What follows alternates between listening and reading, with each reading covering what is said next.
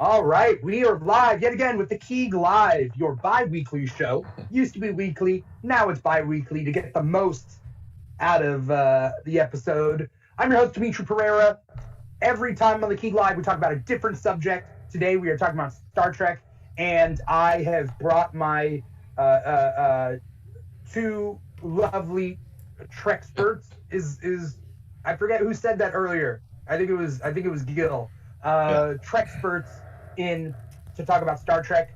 Let me introduce Gil first. Gil is a producer. He frequents. I don't know.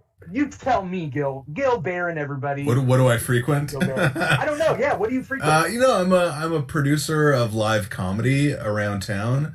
You guys can find my shows on Instagram at Your Late Night is where you're gonna find all of our comedy shows that we do monthly. Right now we're at Nowhere Comedy Club. We're very, very happy there. We've been there for about 3 months, so we're really, really just more than excited to be doing shows at Nowhere Comedy Club. You can buy tickets at nowherecomedyclub.com, and on a weekly basis here on Twitch. If you follow twitch.tv/your late night, you can see us interviewing different comedians and showrunners and late night writers all about the experience of working in late night TV. This past week, you can still see it on our channel, Your Late Night. We talked with Mike Drucker, who is the head writer of Samantha Bee and has written on The Tonight Show and The Late Show with Jimmy Fallon and Saturday Night Live. So you can still check out that conversation and look at all the fun late night clips we made fun of together. Hardest working man in showbiz, everybody. Thanks for coming on the show. Oh, I guess that's time, right? Thanks for giving your closing plugs, Gil. Gil is all over the place. So where does he frequent? Everything. Yeah, you can find me on Clubhouse now. Just becoming the king of Clubhouse. What's Clubhouse? Clubhouse is the new app. It's mostly audio based. It's interesting because it's a lot of people getting into rooms to just get to know each other, and it's actually been really cool. It's a cool new experience to be part of. I've never heard of it, but I guess I will send you an invite. Oh, okay. Time for you to get on Clubhouse. It'll be like ASMR. It'll be like, hey, Dimitri, I'm eating potato chips right now. Come and listen to me. And it's like, oh, all right. Introducing our second guest to round out this. Am I hearing myself? Yeah. Golden echo. Why am I hearing myself? You're in a causality loop. All right, Tessin. Are you guys listening to me live? Mm-mm. Is it coming out of your speakers into your mic? I'm watching the show on Twitch, but I have it muted, and I have a earpiece. So. Yeah. All right. That's very strange. Weird. What am I doing? I don't know. I do see two Dimitris in our Zoom, and neither one is muted, so maybe one of your Zoom logins has to be muted. There we go. Thank you so much. I missed one step of the process. What are we testing? Mr. Platt, we're not testing anything. I was just testing the comments. Testing the comments. All right, switching over to Steve now that I've stopped hearing myself twice. One of me is enough. One of me is enough. But one of Steve is never enough. Professor Steve Biggs. Professor, I'm not sure where anymore. Where are you, Professor, at, Steve? Usually I'm at both Fullerton College and Chaffey College. This semester, where are you professing? Yes. This semester I'm not at Chaffey. Okay. So, things being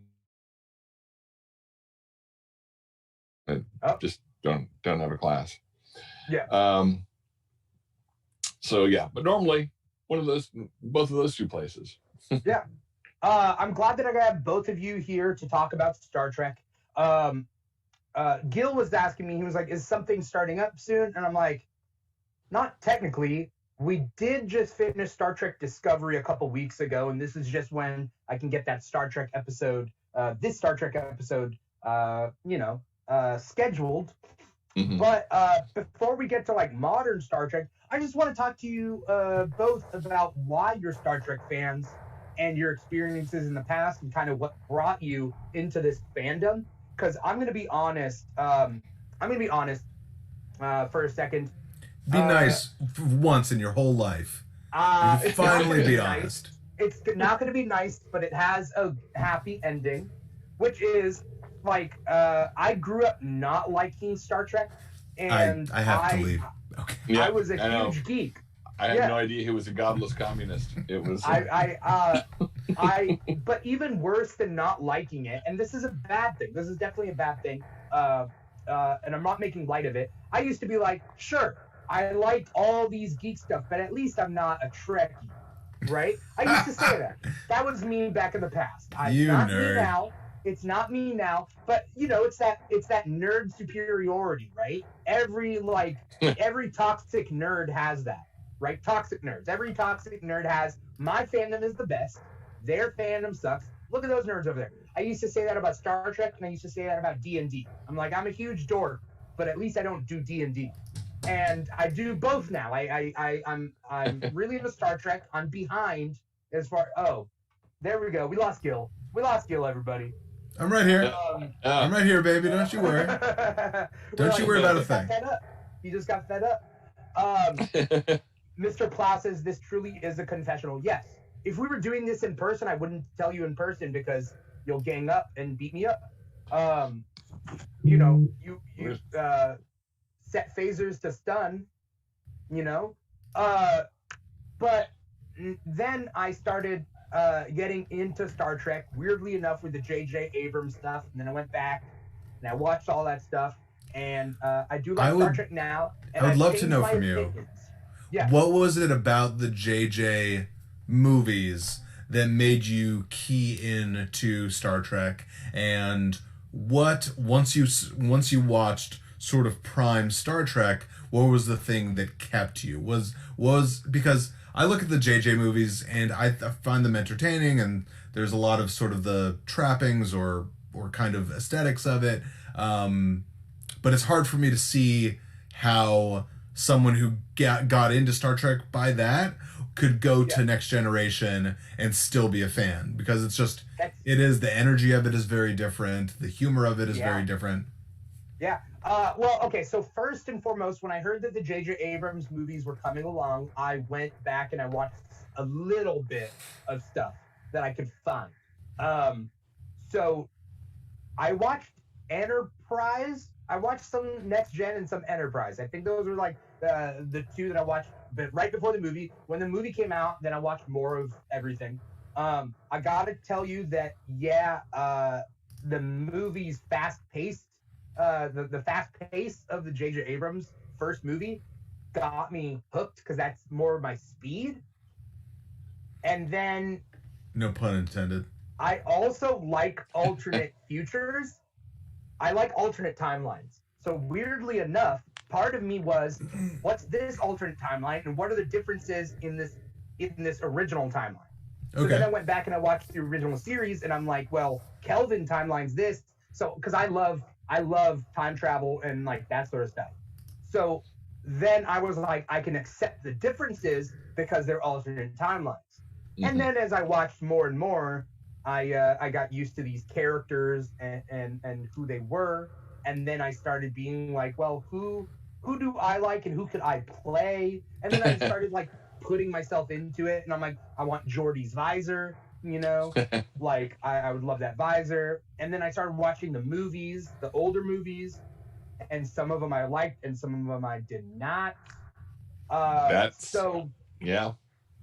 mean, say what you want, but I think Abrams did bring in new fans for whatever. Oh, for reason, sure. Nothing against it. I'm so happy he did. And I'll be honest, this is what's something really quick is that you're gonna hate, is I went into the Star Trek theater being not a troll, but I wore my Darth Maul shirt. because I didn't have a Star Trek shirt, and I'm like, I have Star Wars shirts, so I'm just gonna go full troll. I'm gonna wear a Star Wars movie. I'm gonna ask the AMC people. I'm gonna be like, can I get a ticket for Star Wars? And then they'd be like, what? And I'll be like, I'm just kidding, Star Trek. So I was a dick. And I'm sorry. This behavior is not 2009 Dimitri. Yeah. 2009 Dimitri was a dick, and I'm sorry. Well, I did the reverse. I wore Star Trek shirts to go see the Star Wars movies. Okay. All right. I knew we were friends for a reason, and that's because of our toxic behavior. That's right. So, that's exactly correct.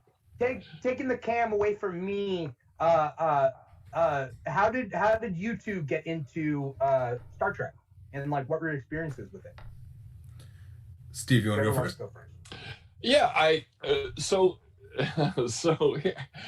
at first I used to tell people all the time. I said, yeah, I'm really old school Trek. I saw Miri first run was my first episode of original series, but as it turns out, I was reading.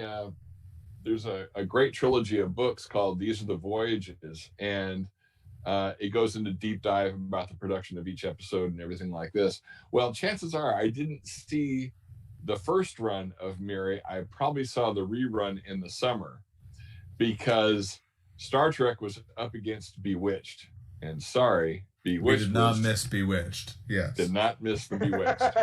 So although I was intrigued, I was like, oh, what's this show? This looks really interesting. Oh man, it's opposite Bewitched. I'll catch it in the summer, right? Because this is a day pre-video recorders, usually only one TV in the house, and so it was Bewitched time on Thursday nights. And then over the summer I finally caught Miri. And my brothers and I, we were hooked. Well, what's this? What this show? And then so all that stuff I watched, and moved and opened it right up, and so I could watch Bewitched and Star Trek. And so I've been a big fan since summer of 1967.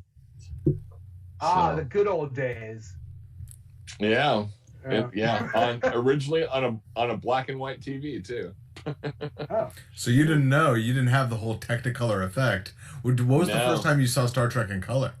It was my parents went over to a friend's house to play bridge, and they didn't want to get a babysitter, so they took us with them, and so their friends had a color TV, and they shoved us over in the corner, and so we were watching Star Trek on a color TV, and I'm like, oh. And then it's such a brightly colored show. Yeah. Like, I have to imagine that had to have solidified some of your love for the show. Like, just the colors of it are so incredible. Yeah, if you go back and look at those like mid 1960s TV shows, and it could be anything, could be a cop show, could be whatever, even Bewitched and whatever else. Yeah, sure.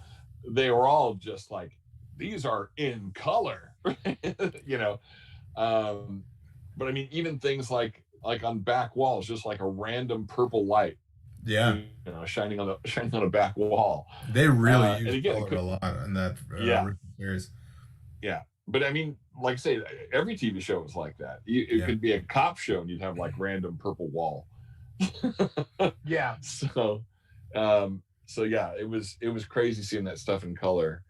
Of course, the first show I ever saw in color was Batman, but another one of those like bright primary color. Yes, for sure. So that's awesome. And it was just. Oh, sorry, it was just. No, it was just. I mean, the whole thing with and as a kid, I was only like. I was 9 years old when I first saw it, so 9 through 11, I guess, went off the air. Yeah, went off the air in summer of '69. So yeah, 9 through 11. I I like the color lights and the crazy, makeup and the horda and all that stuff. And it wasn't until later that I realized that there was social commentary going on in the thing. Yeah. And in fact, of course, when I was a kid, all the social commentary episodes, I was like, yawn.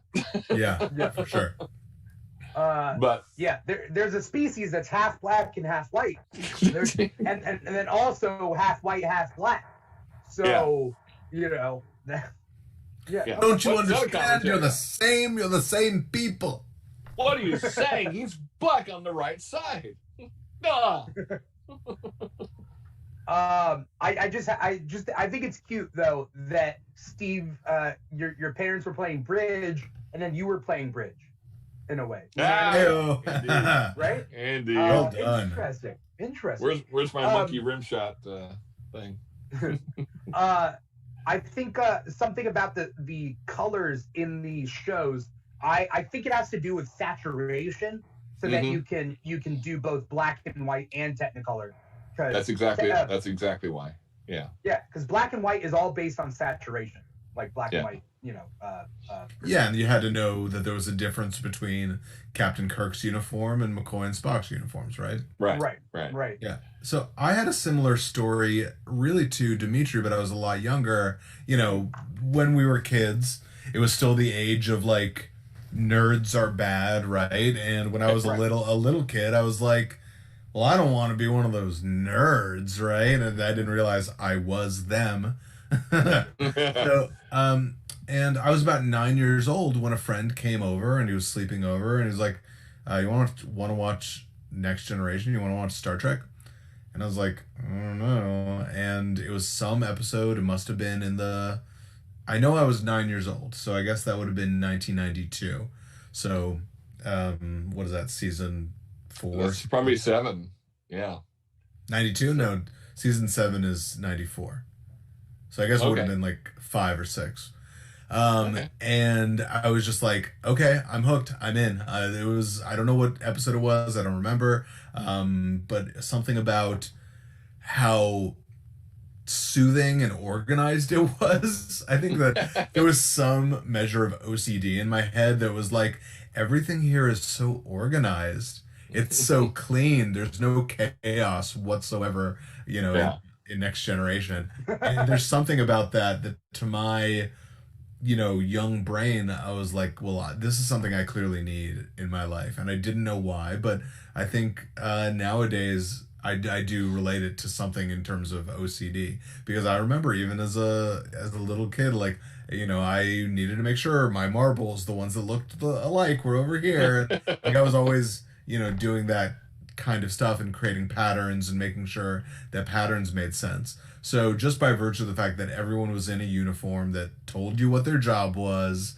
and you had, 3 dudes in yellow uniforms and 2 dudes in red uniforms and 2 ladies in blue uniforms, like, okay, this is very organized. And that's just a visual thing that got me into it. But, as I grew up with it, I guess it's the same as you, from 9 to 11. It was a really formative time, and it was watching those things and getting my mind blown week to week, where you're seeing just these crazy science fiction ideas. And I think age 9 to 11 is like prime time for that, to get like, oh, there could be alternate universes, or time could go backwards, or everyone could stop remembering you, or you could shrink down or phase through walls or turn into yourself as a child, or like any number of science fiction concepts that Next Gen loved to explore. And it was just such a backdoor way into just really expanding my mind at that time. And so, I completely fell in love. Yeah. Thanks to that one friend who wanted to watch Star Trek on a sleepover. It's interesting how it comes down to these like small things that we that kind of subtly change our path.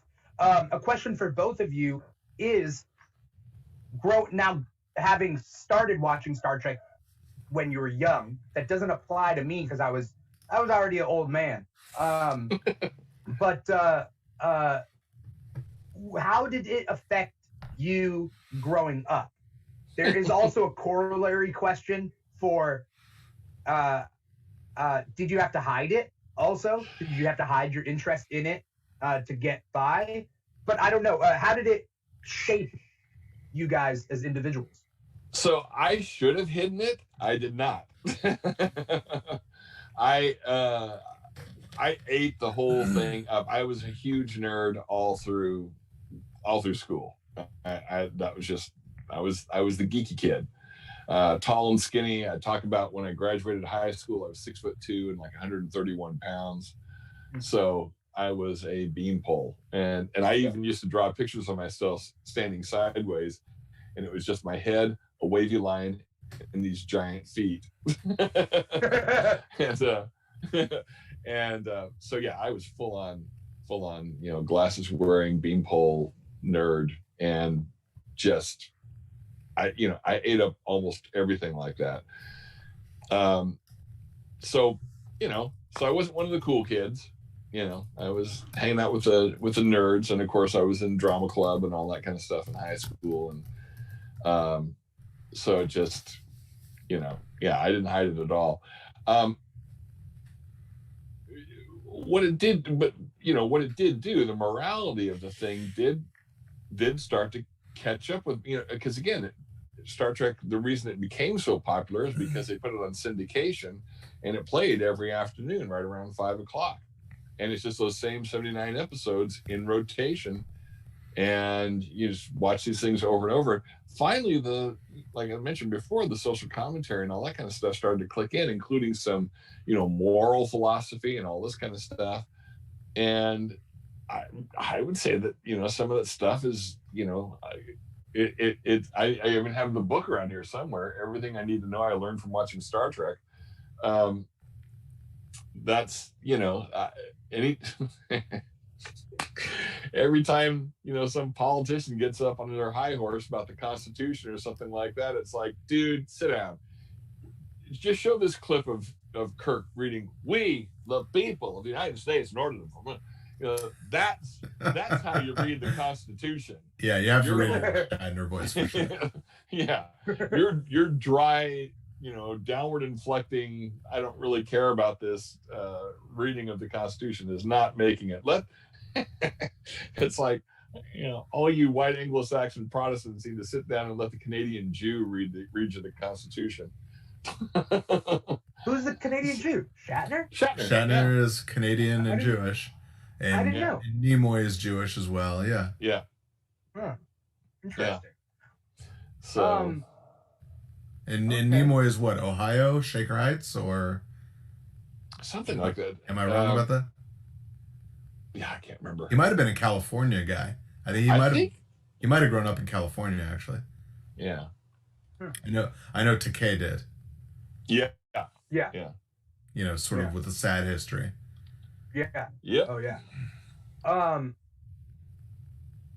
We'll get to Next Generation, but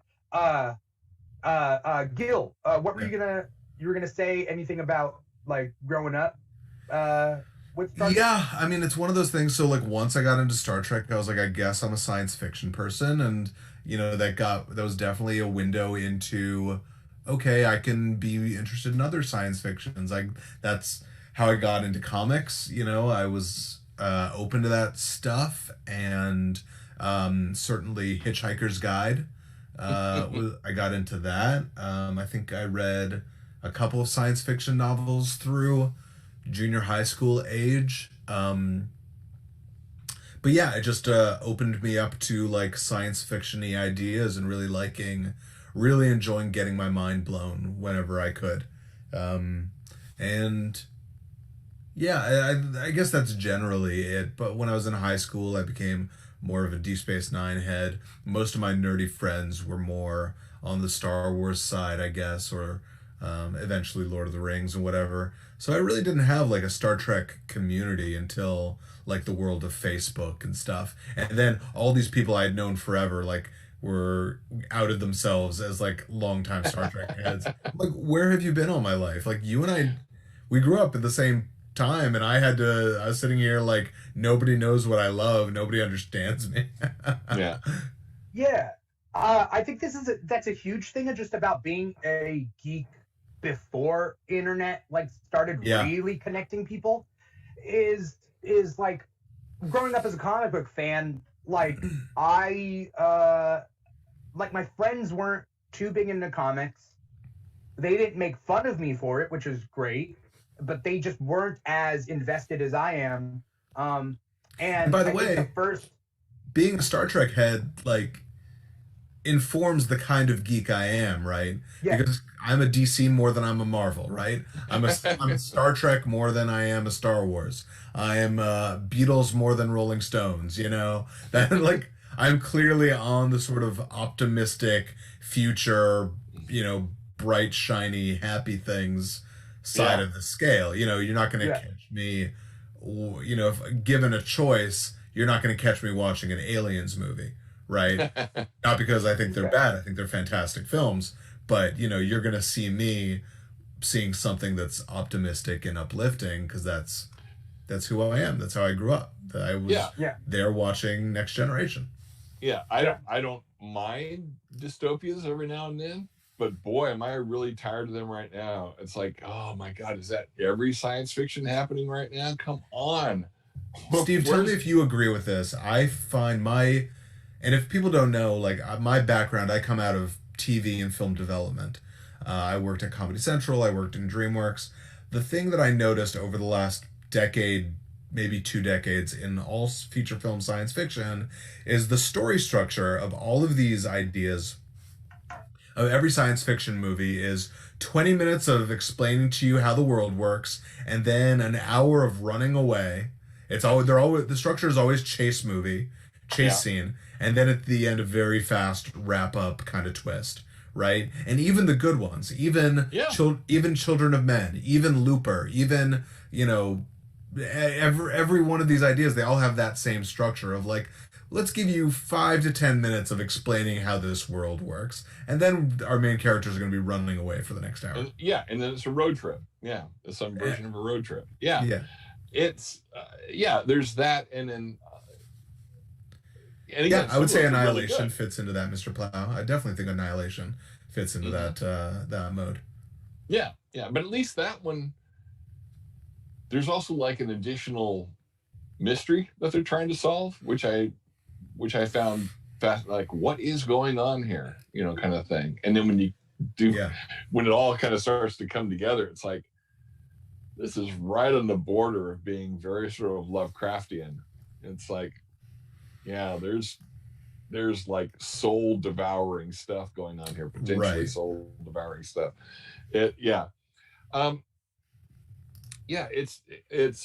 Nobody went and saw it except me and like 2 other people, I think. But Tomorrowland, that was like its thing was there was a society trying to send messages back warning the present that, you know, things are coming to a head. Look at all these disasters, and instead of wanting to do something about it, it was like, give me more disaster, give me more apocalypse. And they're like, who thinks like that? And I was like, that's a pretty damn good message, actually. I think it's interesting because Steve is a huge Superman fan. Mm-hmm. I'm a huge Superman fan. I'm a giant Superman fan. Yeah, absolutely. So that all lines up, right? Is like the best Superman is the hopeful Superman, the inspiring Superman, right? I love Batman. Well, okay, so I love Batman more than Superman. Yes, I'm not in the same vein as you guys in that respect, but I do like the hopeful Superman. I like the inspirational Superman. I want a Superman that can throw punches. Right, and all DC Comics as a corporation wants to do is give me mean Superman. That's all they want to do, is give me evil Superman. Or mopey Superman. Or mopey Superman. That's all they want to give you. They you know, I don't know if you guys are reading Future State, but, you know, between Jonathan Kent and Connor, both of them are like Supermen who can't live up to Superman. That's like the idea. And it's like, okay, well, what are you guys doing? Like, do you guys believe in this idea or don't you? Right. Insecure Superman. And it's funny because every time, what I find, again, I've been reading Superman comics since the early 60s. what has always fascinated me is every time they try to, like depower him, make him quote unquote more relatable, all this kind of stuff, or play up the alienness of it. It's like they stopped doing that after a while, because that's not who Superman is. Superman, I explained it to somebody like this once. I said, what John Byrne did in the mid '80s was brilliant. Was basically laying out there, Superman is not the real person. Clark Kent is the kid that grew up in Smallville, was raised by the Kents, and went to high school with Lana Lang and everything. That's the real guy. The leaping tall buildings in a single bound and X-ray vision and heat vision and being real, that's just what Clark Kent can do, but doesn't feel like he can do it as Clark Kent. So he's invented this Superman persona that allows him to show that stuff off. Yeah, and it seems like every comic book fan understands that, and no corporate people at DC understand. No, and it cracks me up, because I go, it's easy. Let me put it to you in showbiz terms.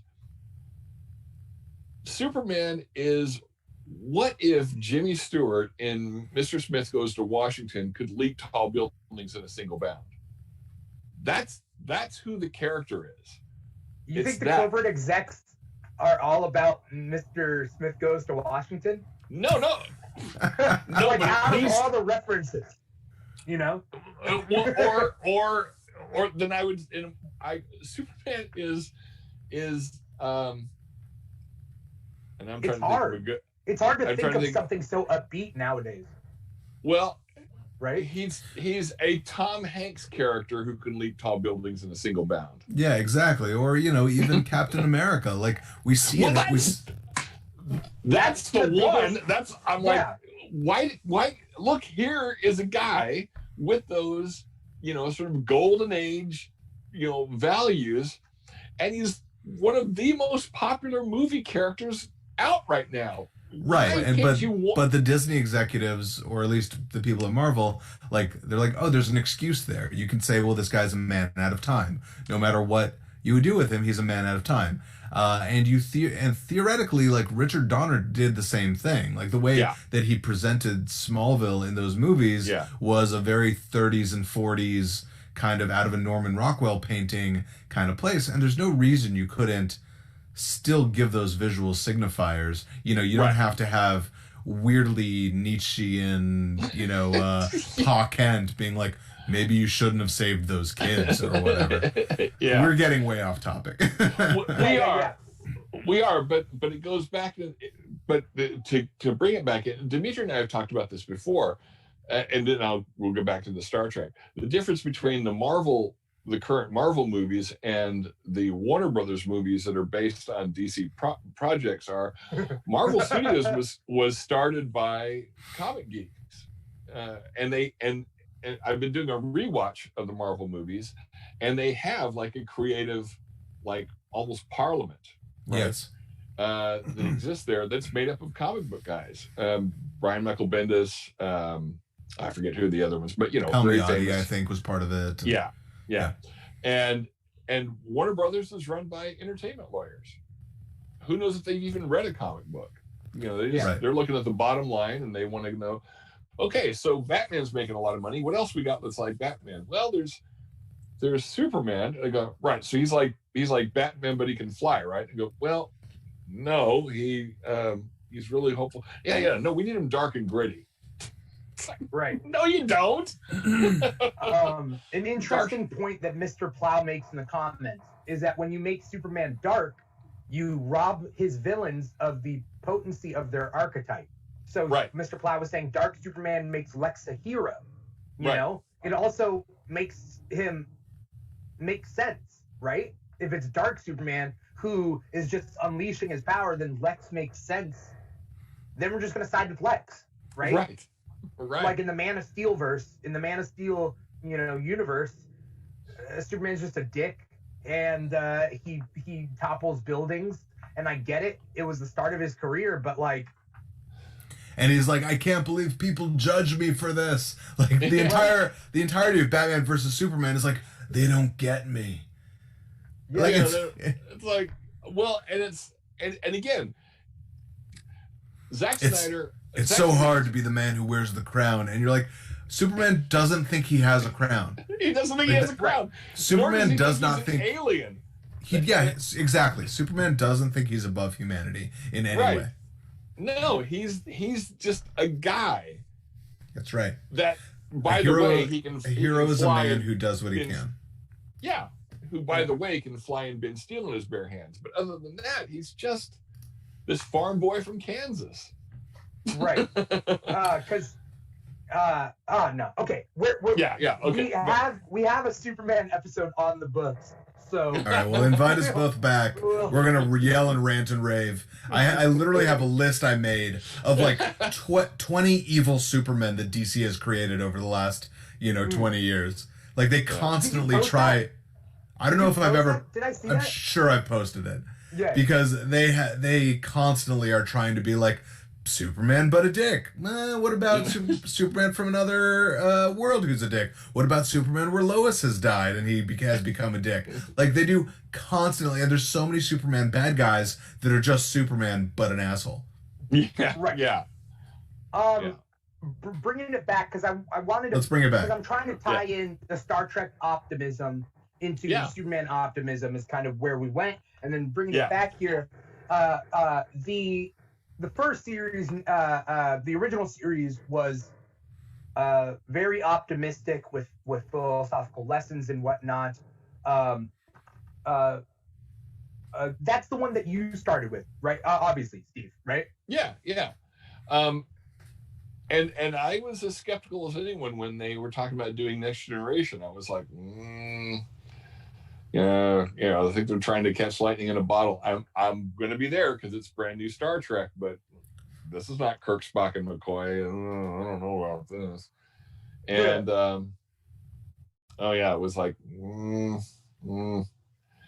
and then the first couple episodes, I was like, like in the second episode, they just basically remade the Naked Time. Yeah, and I was like, you're already recycling stories, Jiminy Christmas. You guys are going to run out of ideas here, in a year. And and so, but I still kept watching. And after a while, I, caught on with who the characters were. And I think that's why they did that, Naked Time or the Naked Now episode. Is like, okay, but you guys, we need to kind of establish who they were first before we flipped them on their ear a little bit. Anyway, what was the Naked Time? I've never seen those episodes. What was that about? So it's the Naked Time. They get like this. They go and they see this planet where it looks like the crew of this research facility went nuts, and it was in a frozen planet. And so one person was taking a shower with their clothes on, and of course all the water's frozen. People took off their environment suits. It looked like two people were died basically beating each other to death and everything. And it turns out there was this chemical in the water, and so it got passed through perspiration and anything like this that basically took away all your inhibitions and kind of fueled whatever filters you had. It just kind of took all those away. So they did that with the original series, and that's where we learned that Nurse Chapel is in love with Spock, and Spock didn't want to reveal his emotions, but he's got them, and all this. And then for Next Gen, it was, Picard and Beverly Crusher kind of, toying around with, I think we actually have feelings for each other. Tasha Yar ends up sleeping with Data because he's fully functional. All kinds of other fun stuff. In the original episode, that's the one that you always see the picture of George Takei with no shirt and a fencing foil because Sulu always wanted to be D'Artagnan. Yeah. So, the first one, the Naked Time, is really good because again, it had like 3 or 4 episodes by that. That was like a mid-season episode. So we knew who those characters were, or so we thought. And so then when they ripped apart all the inhibitions and everything. It's like, oh, that's who these guys kind of really are. Interesting. With Next Gen, it was the second episode. Yeah. I think I want to jump in and just get to your point because, those first 2 seasons of Next Gen are pretty rough. In the 60s, you didn't have that luxury because they were almost going to get canceled at any time. So there are only 3 seasons of the original series. And they really came in guns a-blazing. By Next Gen, the deal they made to create the Next Gen was that it was first run syndication. It was really the first show that had ever done that. So they actually ended up, because they pre-sold the show essentially, they kind of had more time to find it out. And I think that the reason we have Star Trek today, the reason there have been however many spin-offs essentially of Next Generation as opposed to spin-offs of the original is that those actors on the Next Generation truly loved each other and got along. In the second season of Next Gen, they even replace Gates McFadden with Diana Muldaur, who's an older actress, and the cast hated her. The cast did not get along with her. The audience didn't like her because she's kind of a little bit racist to Data. She's very much in the McCoy kind of mode. And by the end of season 2, they're like, all right, we got to bring back Cheryl McFadden, who had, been off choreographing movies and whatever. Yeah. And exactly what Steve said. Each of these characters were such strong archetypes on Next Gen. Everyone had very specific character traits that you could really key into, and it made it, especially for, again, I was pretty young. I was 9 years old. So this was really my training wheels for live action drama. I was watching Disney afternoon stuff. I was still watching Darkwing Duck and Ninja Turtles, So as sophisticated as the storytelling was, the characters were always very, very simple. And that's one of those things even a 9-year-old can get it. Even a 9-year-old can get that Worf has anger problems and is trying to figure out his place between his heritage and the life and the world he's in. Or, that Riker is the ladies' man and he's still in love with Deanna Troi. This very, very broad archetypes. And I really think that you would not have Deep Space Nine, you wouldn't have Voyager, wouldn't have any of this without nostalgia, specifically for that time. As successful as the original series was, and then the movies, of course, which came out, before and contemporaneous to Next Gen. Yeah. Right. Well, and it's interesting, too, because by the time Next Gen rolled around, Star Trek had actually become kind of cool. With the movie series, everyone was watching it in the afternoon. Those 79 episodes over and over and over again. So the general population had already kind of caught on to the original series. And then the movies were pretty popular by and large. And so when Next Gen came along, Star Trek was really kind of on the upward swing. And I would say the popularity of Trek really kind of peaked in the early to mid 90s. So even people that wouldn't consider themselves nerds liked Star Trek, like Next Gen. Where was I going with that? But again, one thing about the early years of Next Gen, a friend of mine, again, we're nerds, we like Star Trek, and he was like, he goes, I like it okay. He goes, but the first show, the original series was, regular humans in space. He goes, with Next Generation, kind of going back to your thing about the, strong and interesting characters, because I feel like we're watching the Legion of Superheroes in space, because you got the empath, you got the alien, you got the super powerful robot. Everyone had their unique thing. Yeah, for sure. You got the guy that can see, outside the visible spectrum. Yeah. So, and that becomes kind of like the template for a Star Trek cast, is everyone has to be the last of something or the only one who does this or whatever, which is why someone like, a Chief O'Brien on Deep Space Nine becomes, unique in his own way, right? Because Right. he's unique because he's the everyman. He's unique Yeah. because he's the one guy with short sleeves. That's what makes him unique.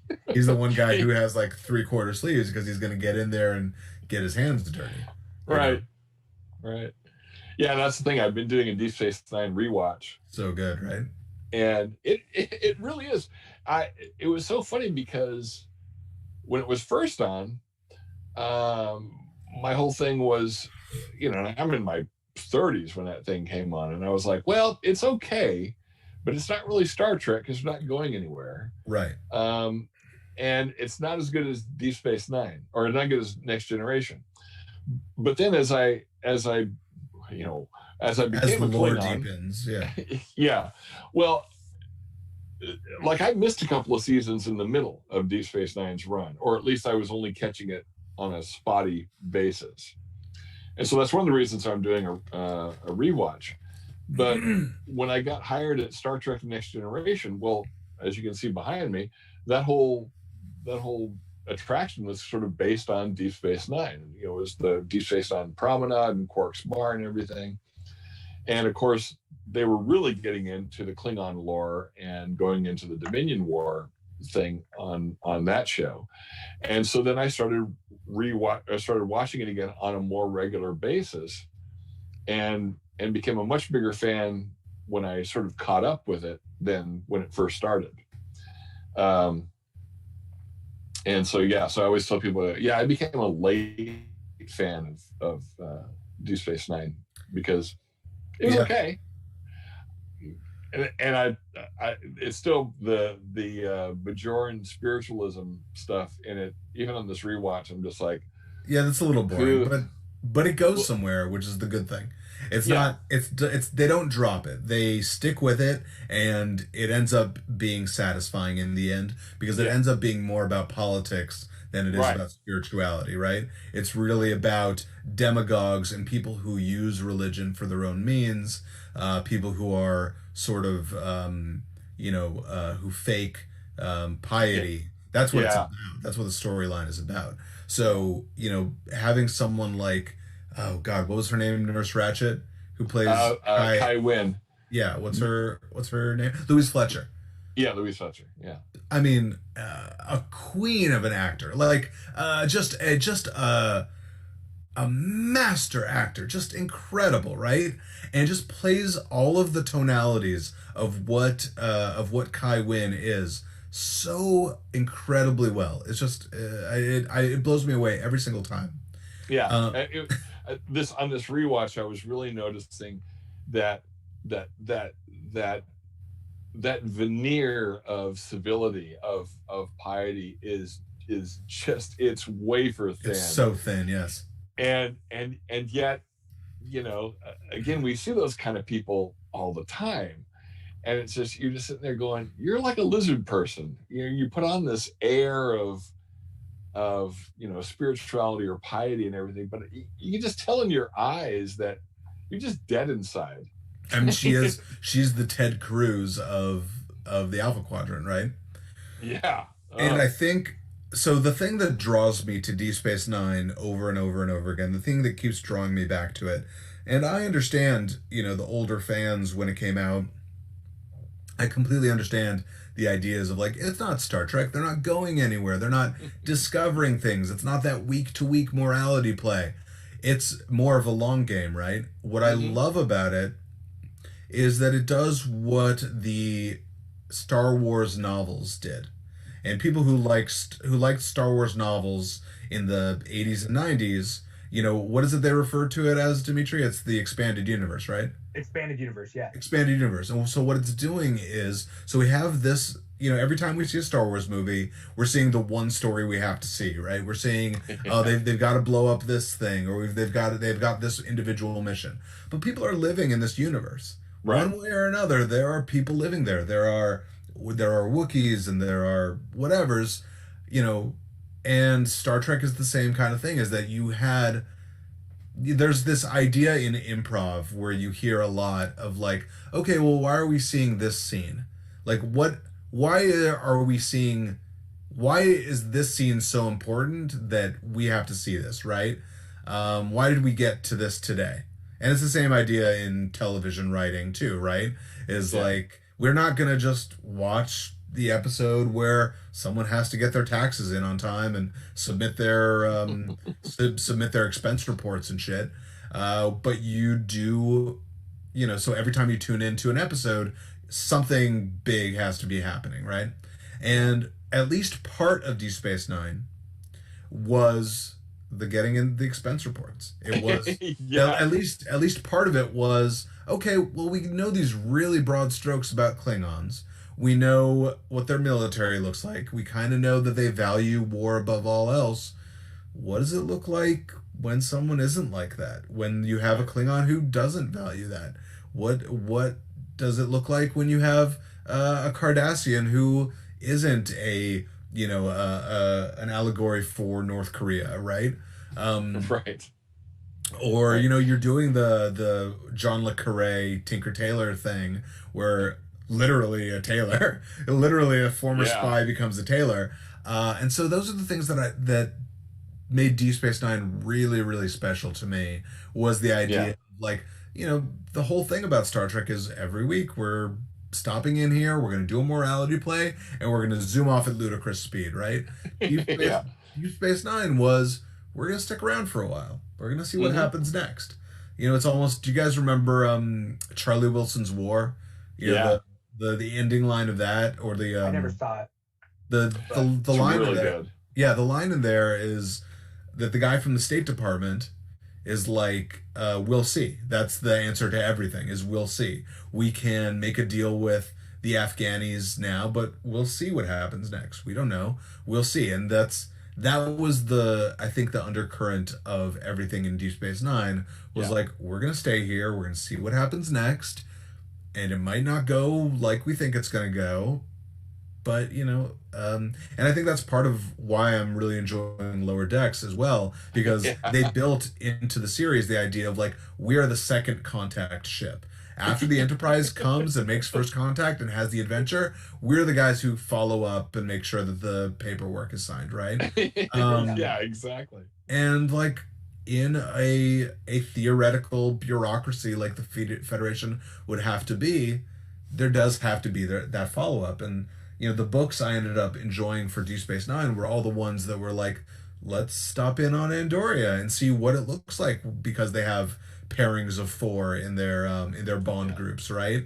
Or what is it like, when we visit the Gorn 80 years later? We haven't seen the Gorn in a while, so that was a graphic novel. There was the Gorn Crisis, and that was really, really good. But yeah, the things that I end up enjoying about Star Trek are, let's go back and see and revisit this society again, because it almost seems really irresponsible for us to go to the planet where the people are half black and half white, and we're never following up with them. Like that's almost the premise of Wrath of Khan, right? Is that no one followed up with Khan. Yeah. Well, or the one that always gets thrown out there as wow, that was one time when Kirk really blew it, was actually the Vol, the Apple episode, with the giant dinosaur head thing and the children of Vol. It's like, it may have been a stagnant society, but it worked. They weren't sacrificing each other to the thing. They were just, feeding this dinosaur head, carbohydrates to keep the machines working. And there wasn't much art and culture and science and, that kind of stuff going, but it wasn't going, and he blew it up. Said, no, we know better. Yeah. We blew it up. And by the way, because that's where I end up coming to Star Trek from, is sort of the politics, the fictional politics of this. As much as I love a good science fiction story, I'm really interested in like what happens next. What happens when you have to deal with the Cardassians or whatever. Because of that, my favorite film in the franchise is Undiscovered Country. It's Star Trek VI. Mm-hmm. Yeah. Because it's very specifically an allegory for the Cold War. And a thing I've often said about the philosophy of Star Trek, especially like the philosophy when it comes to diplomacy is to treat people who are your adversaries like they are one day going to be your allies. Right. And I think that's something that's very inherent in Star Trek, is the idea that, like, yeah, the Klingons are our enemies for now. But at some point, they are going to be our closest allies, and we're really going to need each other. And that is the promise that Deep Space Nine delivers on, is like, you know, the Romulans are our adversaries for now. But we're going to find common ground at some point. And even the whole ending of it is the Dominion, you know, they are our enemies for now, right? Dimitri, I see you being a little confused. I'm not confused. You're blowing my mind right now because I've never thought of that. Mostly because I am a forgiving person, but a lot of the time it's like, all right, now we're at odds. That's the way it's going to be forever, right? But like in real life, that is the real philosophy of actual State Department people, right? China is our economic adversary, but it doesn't mean we have to, you know, put out anti-Asian propaganda, right? We don't have to treat them like they're monster people like we did in the 1920s or whatever. We can treat them like... Or the 60s or the 70s. Yeah, or throughout history, right? I mean, we literally had a Chinese Exclusion Act, right? But we don't have to treat people from other cultures like they're monsters, because eventually we are going to have common ground and we're going to need something from each other, right? It's not a zero-sum game. Yeah, you know, all during the Reagan administration where I mean, you know, talking apocalyptic, it was like, you know, we were the day aftering and threadsing and testamenting, you know, every other movie or TV show was about, well, we're just going to blow ourselves up. It's going to happen tomorrow. Because once someone isn't just your enemy, like they are literally subhuman or another species, there's no turning back from that in the end, right? Either the volume has to keep going up to the point where you're like, well, if they are an evil empire, the only logical solution is that they have to be wiped off the face of the earth, right? If they are other humans with their own priorities and needs, then you can work with them. Yeah, and I got into all kinds of arguments with some real, you know, John Birchers, you know, back in those days, and I was like, our issue is not with the Russian people. The Russian people are just like us. They're just, you know, they've got their shops, they're out tilling the farms, all this. Our issue is with, it wasn't Gorbachev yet, it was Yeltsin. Yeltsin, yeah. And was it Yeltsin? It might have been before Yeltsin. Yeltsin was after Gorbachev. Oh, you're right. Or just before. Anyway, can't remember. But anyway, whoever that was, whoever we were at odds with, you know, that was it. It was Reagan and whoever the Russian premier, or Reagan and whoever the Chinese, you know, president was. Had nothing to do with the Chinese people. Chinese people aren't working in the fields and trying to keep doing everything else. It's like, those people aren't bad people. Their governments may suck, but those people aren't bad people. And I remember, you know, when I was in grad school, part of the reason I picked a particular grad school that I went to was because we did a lot of overseas travel, and I had done none by that point. And here I am in my 40s, and I had done no overseas travel. And that was, you know, right at the height of Bush era. You know, we went into Iran the spring that I was over there in 2003. And we were in Russia, we were in Germany, we were in Italy while all that was going on. And those people were, you were driving around and we'd see like graffiti in Germany or Russia, Germany usually. It was like in English, fuck Bush, you know, and all this. It's like, and they would say, no, we love Americans. We don't like your government. And sure. Like, even Iranians today. I mean, I don't know if you guys remember, I guess this must have been during the Obama administration. There was like an online, it was like a campaign, kind of like it gets better kind of thing, but it was between Iranians and Israelis. Do you remember this? Where Iranians and Israelis were both making videos that were like, we love you Iranians. We love Iranians. We want to have peace with you. And Iranians did the same thing. We love Israelis. And now I don't want to give a ton of credit to the Trump administration, obviously, but look what happened. We have now Israel and the UAE are having, people are moving to each other's countries. People are, it's open. There's diplomacy, and that's super important. And, as an Israeli American, like, I see the conflict, the Palestinian conflict and all of this stuff. And the thing I always want to say to people is you have to remember, we are going to share the same land. And if you don't want to get to a point where you are, I mean, look, Israel's always going to get accused of committing some terrible atrocity, but unless you want to get to a point where you are literally committing a genocide, you have to tone down this rhetoric and treat the people like they're humans, and that eventually there will be peace. You have to know that, because otherwise, what are you doing? You're behaving like the only solution is that one of your peoples has to go away, and it's just not realistic.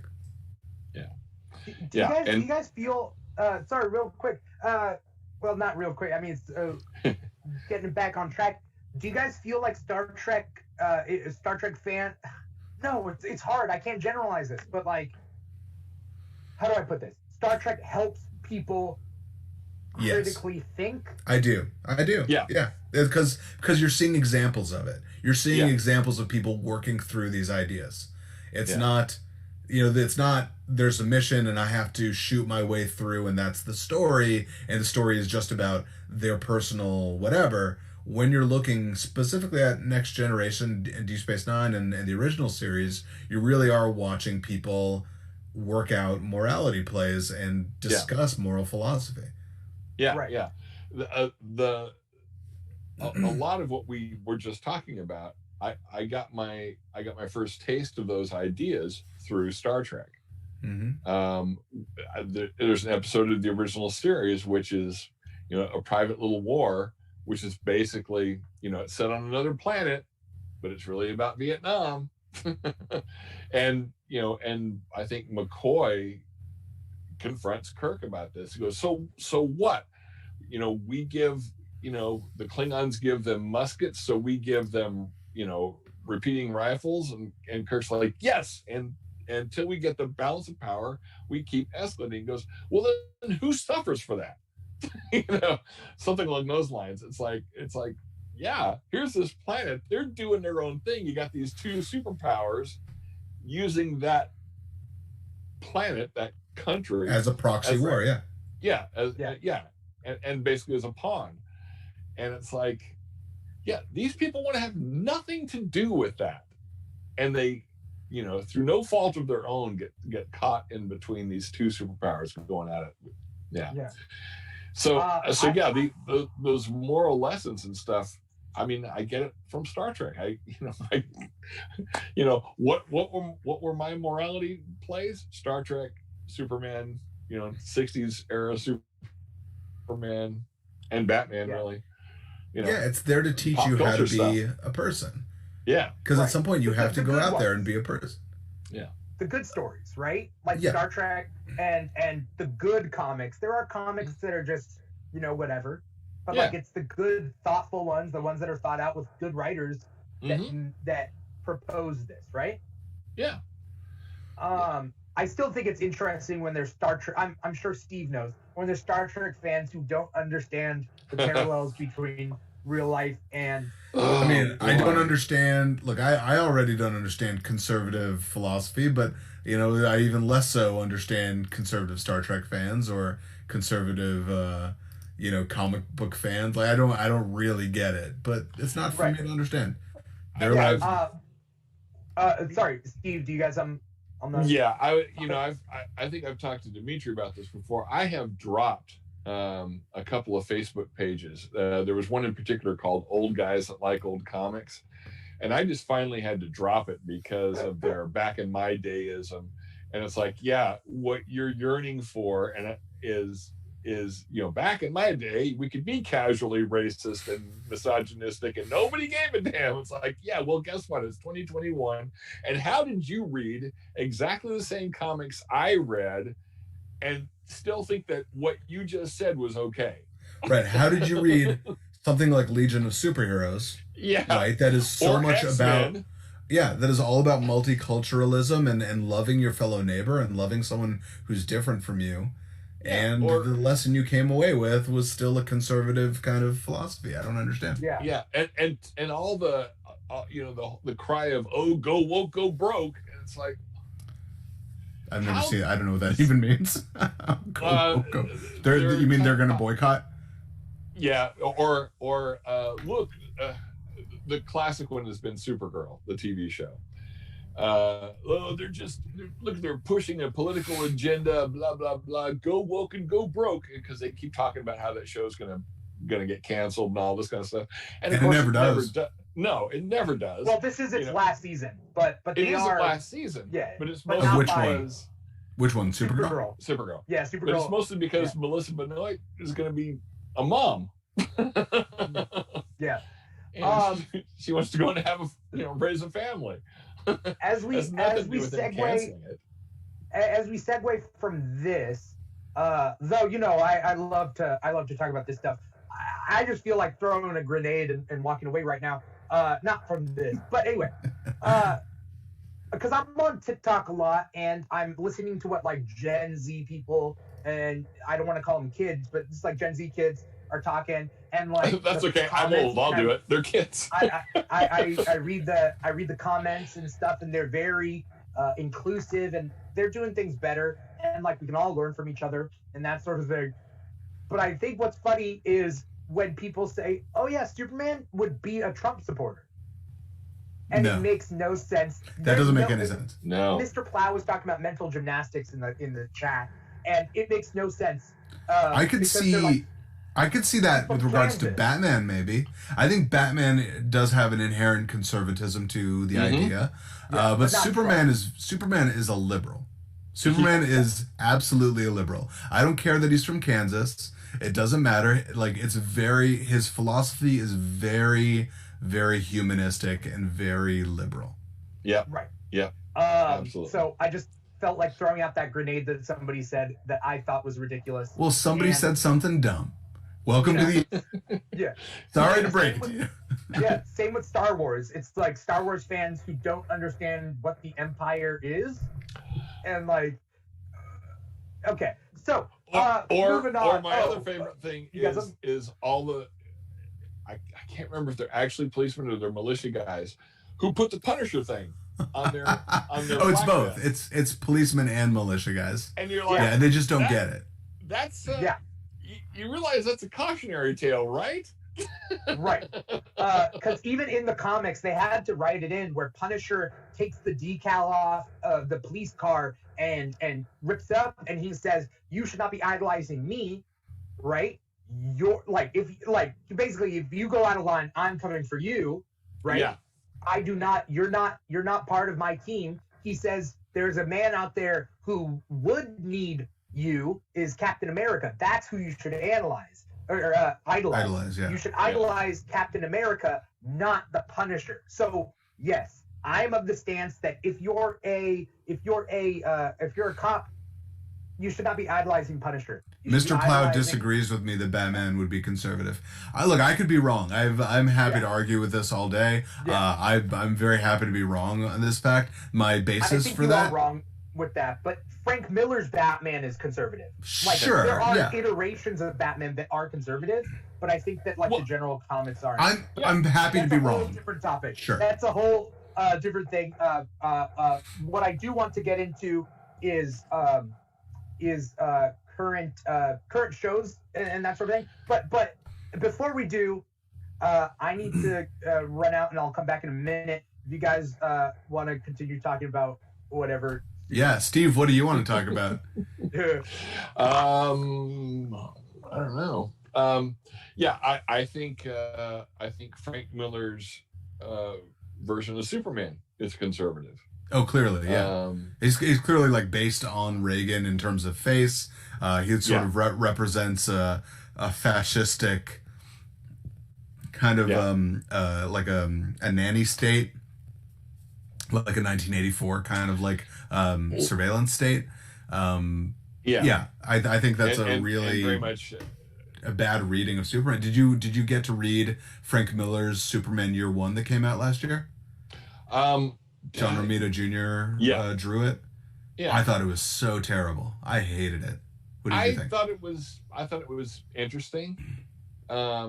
It's not one of my favorite versions, but I thought it was interesting. I didn't have the hate for it that a lot of people had. I love a good Superman origin story. If you could see my comic book shelf here, you would see, in order, you would see Superman Chronicles Volume 1, and John Byrne's Man of Steel, Superman Birthright, Secret Origin. Wait, where's my Man for All Seasons? Oh no, I gotta find my Superman for All Seasons. American Alien. Don't tell anyone I have American Alien on my shelf. Although, again, that I thought was a really kind of interesting take on the whole thing, and I loved his thing of What, American Alien? Yeah, and I loved his. No, I think it's good. I just don't want to tell people I have, a book that has in big, large letters Max Landis on it.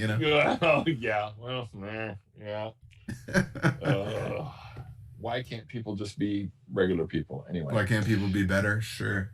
Yeah. But I have every Superman origin story sitting here, and the one I'm never going to get is Frank Miller's Superman Year One, because it's just so bad. I can't do it. Yeah. I certainly understand that, and I was like, this is again, this is an interesting take. It wasn't. What was interesting to me about it was neither here nor there. It wasn't nearly as grenade throwing as I thought some people were. Oh, Frank Miller's going to do, he hates that character. So he's really going to blow it up. It didn't. Neither was it reverential about the whole thing. It was just kind of like, this is an exercise in, we can put Frank Miller's name on a Superman title. Yeah, completely. Superman Year One that came out last year, the Frank Miller Superman. Oh, I hated it. Yeah, that's what we were talking about. It was so. Okay. And I was telling Steve about all the Superman origin stories are together on my shelf next to each other. There's literally the Superman Chronicles, which is the Golden Age Superman, next to John Byrne's Man of Steel, next to Birthright, next to Man for All Seasons, next to American Alien. And what's the one that Marv Wolfman recently did? The Man and Superman? Oh God, that Marv Wolfman. If you guys haven't read the Marv Wolfman Man and Superman, this is what it looks like. It is essential Superman reading. I don't think I've read that one. It's also, the artist is Claudio Castellini, who, if you don't know him as an artist, he was one of the major artists on Marvel vs. DC. That's what you know him for. He's the guy that he became known for doing Silver Surfer in the 90s. Incredible artist. I'm putting this over here to read again later because it's so good. It's incredible. Huh. I don't know how I missed that, but I did. And Marv Wolfman literally writes in there that it's his favorite thing he's ever written, which is obviously huge praise. Yeah. All right, getting back to Star Trek. So Star Trek right now is having a resurgence, right? I'm not sure whether it's equal to the 90s, what it was in the 90s. That being said, the J.J. Abrams movies brought in new fans that maybe want something a little bit different, and then however long after Star Trek Beyond came out, a couple years, then they're like, we're not going to make another movie. I love Star Trek Beyond, by the way. I did too. Yeah. I think it's the movie in the Kelvin verse that most closely resembles what I think of as a good Star Trek story, because it's so much about teamwork. It's about those characters as a family, and of course, it's the only one that JJ didn't direct. But I just think it's the story is just kind of a thin story, and obviously the ending is very silly with the the Beastie Boys song. I don't mind silly. Silly is fine as long as your themes are there. And why is sabotage in each one of those? Like why does that song keep coming back? Because JJ hooked onto it, and let's do it. Who cares? I don't care. like I love certain songs a lot, but I would never put it in everything that I did. I don't know if I could put Summer in the City in everything. I don't know. Yeah. But Star It's one Trek of those Beyond things was where good. when it happened, I was like, well, okay, this again, but at least they're using it in an interesting way. Yeah. I did not like the Beyond when they used it in Beyond. But Yeah, perfectly fair. The one scene that got me super invested in the first Abrams movie was the opening scene, because it like Tears, reason, like, tears. I'm crying immediately. Yeah, Yeah. Why would I care as a non-Star Trek fan? because clearly JJ is a really good storyteller, and if you put an inherently dramatic idea like a father going on a kamikaze run in the exact moment their child is born, and they only get to hear the first cries of their child as they're going in to kill themselves, is inherently melodramatic and great. It's just great. And Chris Hemsworth, who nobody knew who the hell that guy was. Yeah. That was just a total testament to him as an actor, having that kind of charisma and being able to get an audience invested in whether or not this guy that we're seeing for like 5 minutes at the most, whether he lives or dies. Made us like him immediately. Absolutely. Yeah. And I said it's a similar thing. Going back to Superman, it's a similar thing to what Glenn Ford did in that first Christopher Reeve movie. He's got, like, again, 5 minutes of screen time, and we don't see that character fleshed out a lot at all. And in that 5 minutes, we actually care that he has a heart attack and dies. What happened? I'm trying to remember. In the Richard Donner movie. Yeah. Who's the character? I forget. Pa Kent. Yeah. Oh, okay. Sorry. Yeah. And I again, it's just a testament to, here's a guy with a lot of charisma, who with a lot of, you just like him, and then, oh no, Yeah, for sure. And then same thing with Chris Hemsworth in that first J.J. Abrams movie. I was just like, who the hell is this guy? Yeah. Oh, he's Thor. Okay. Well, he wasn't Thor back then, because I remember when Thor, they were like, oh, it's the one guy who played Kirk's dad. Yeah. And I was like, oh. I could credit that one scene for bringing me into Star Trek. I think I could credit that one scene. Yeah, I can see that. I don't think you're wrong. Yeah, and just like little moments that are built into that opening scene, like the medic, who you kind of see that they're an alien, but then they kind of do a spike right into camera with the giant eyes, and you're like, oh, we're not in our normal world. And like little moments like that just draw you in. Like, what is this universe that we're in? We're in a world where aliens are just kind of par for the course. There are people from all sorts of different planets, and we all work together, and that tells you what the philosophy is of the world without having to say it. Mm-hmm. Yeah. That sense of self-sacrifice, both with the original captain of the Kelvin, and then when the crew takes over once their captain gets killed. That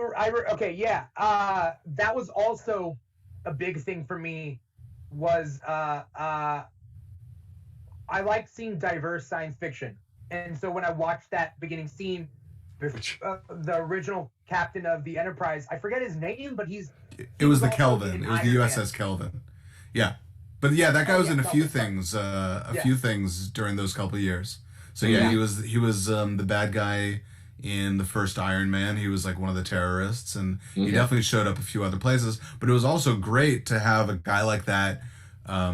If someone remembers the actor's name, or if someone's looking it up, but he, clearly, like, this was a year after Iron Man, so we were kind of coded with him to like think of him as a bad guy, and here he is playing the most self-sacrificial, heroic guy, And I think that's also the difference with certain properties' portrayals and in certain racial portrayals in especially of brown people, of Arab people, absolutely. And then you get to Star Trek Beyond, where the Commodore of the entire space station is an Iranian woman, right? Yeah. Amazing. Who, by the way, has an accent unapologetically. There's no right. there's no covering it. There's no, like, it's an Iranian woman who clearly English is her second language, and she is in charge, and she is our conscience character in that movie. Yeah. Farhan Tahir, by the way. Farhan Tahir. Yeah. Yeah. I was trying to look it up too. It's Captain Robow. So yeah, I think that brought me in. And then they went a couple years after Star Trek Beyond, and they were trying to figure out whether they were going to do a fourth movie or not. Right? At this point, it looks like it's dead. I mean, they were trying to bring Hemsworth back to do a Hemsworth Pine double-hander. I don't want it. I don't want it. I don't need it. It was going to be a time travel thing. It was going to be. And the only reason is because Hemsworth is a giant star now, and they're like, well, and that's perfectly fine. That's the way Hollywood people think, right? You got to have anything that's going to get butts in the seats. When I see Star Trek, like I said, I come from a Next Generation era where there's much more of an ensemble, right? Like on the original series, you know, Uhura and Sulu have character, but they don't really have a lot of character. Right. Like maybe Scotty gets the most because you kind of get like really who he is. You see him get into some bar fights and stuff. And you get like a lot of jokes with Chekhov being like, you know that was invented in Russia. Like that's the whole thing. Yeah. But in Next Generation, you have 7 individuals, 7 people who all have thoughts and feelings. So to do a JJ versus Kelvin movie where you're still concentrating on the Kirk-Spock relationship, or even less than that, taking Spock out of it and just doing a Kirk and his father story, Star Trek is not about chosen ones. Right. That's why it's not Star Wars. It's not about messiahs. There's no chosen one in Star Trek. Maybe you could say Captain Sisko, but really, like, it's a wide universe, and him being a chosen one for that specific destiny doesn't make him the hero of the entire, universe. So that's why I always chafe against the Kelvin timeline movies, because there's such an idea of like, you were destined to become friends. That is so not Star Trek to me. The idea of destined to become friends, that's so dumb to me, because like if you looked at Star Trek, I think that one of the themes that maybe it's never made explicit, but something that I've definitely always realized is that this ship could have been crewed by any other set of people. You could have any other set of people, and it almost was. Right, exactly. That's exactly it. Is like there is an entire fleet out there of starships, and they're all running into the same temporal anomalies and doing the same first contact shit and having the same adventures. And it's not that our crew are the chosen one crew. It's those are the ones we happen to be watching. Right. That's why I was happy about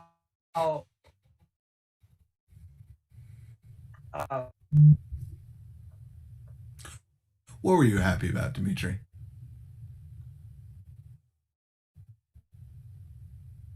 I'm in suspense. Sorry, my connection got became unstable. Sorry. Okay. Can you guys hear me now? I can hear you fine.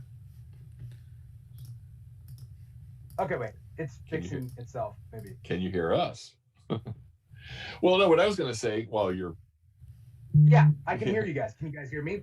Yeah. Yes. What I was going to say is, it was kind of built into Star Trek that there was this original crew that, we're just not following anymore. Captain Pike's crew with a different doctor, some of the same crew people, but, different doctor. Spock was different. That's one of my favorite lines in all fiction, by the way. Sometimes a man will tell his doctor things he'll never tell his bartender.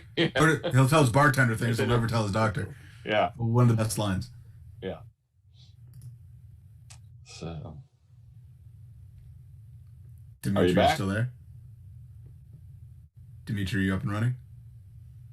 Yeah. Can you hear me? Yeah, we can hear you fine. We always have. Okay. It's my connection. I'm sorry, it's unstable. We never lost you. Once okay, we're all unstable. unstable. You guys can keep talking. When it stabilizes, I'll be back. Right. I feel like we need your direction a little bit. So I guess we're getting into sort of new Trek, right? Unless there's something else you want. I think it's coming back. Yeah, we're. Okay, can you hear me? Yes. Seriously, we've been hearing you this whole time. Well, looking at the notes you sent us, yeah, I'm watching all of the current shows. Yeah, me too. It was so nice in 2020 to have, this Star Trek that goes, Picard, Lower Decks, and Discovery. We had 3 Star Trek seasons in 1 year. Yeah. My cup runneth over, and I see Mr. Plow in the chat saying that New Trek includes the Orville. Honestly, the Orville started the same season as Discovery Season 1, and Discovery Season 1 was a little more dark, a little more on the pessimistic side, right? And so to have Discovery and Orville kind of at the same time really scratched the itch I needed for Star Trek kind of in total. Because Orville is a very optimistic show. Like, it plays around with being a comedy, but the longer Orville runs, the more Star Trek it is. Oh my God, that episode that was centered on the Doctor in the Orville, I was like, that's a damn Star Trek episode. That is like full on a Star Trek episode. Well, a lot of the writers are the same. Like, they have Brandon Braga is one of the producers on it. And I think what I really like about the Orville is they take some Star Trek concepts and they go, all right, well, what's next in that, right? Like, they had... the episode where they visited the security officer's family, right? And that is exactly like an Esri episode of Deep Space Nine. It's the same premise, and then it's like, okay, well, what happens next?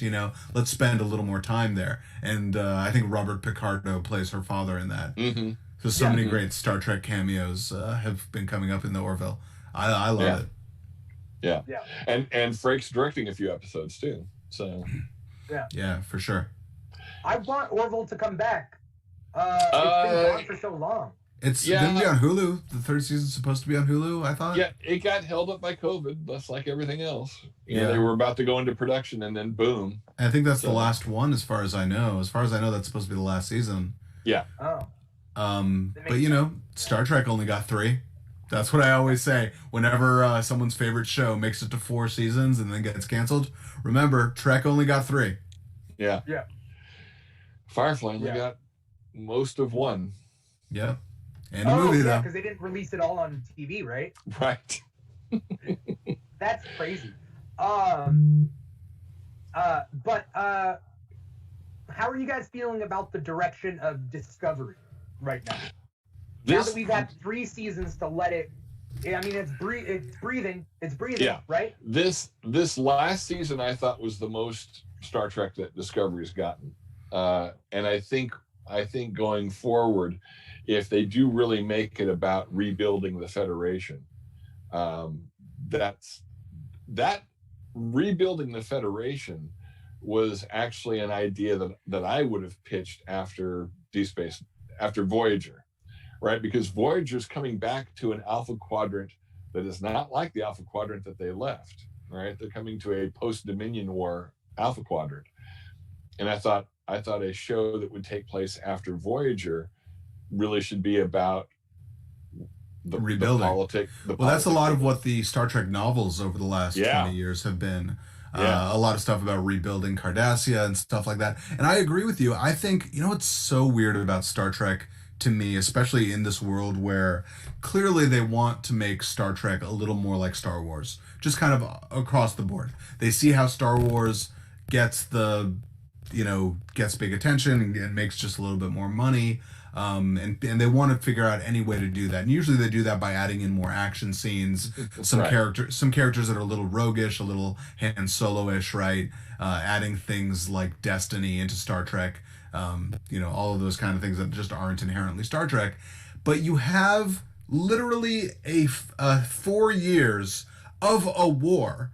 Like, it's part of the lore of Deep Space Nine. You have this this thing. If you want to go in and do the Star Trek Space Marines show, you can do that. And you have 4 years of story built in. Like, you can go and revisit that era and play around in that era and be like, okay, we have these mindless drone soldiers that are just like stormtroopers in the Jem'Hadar.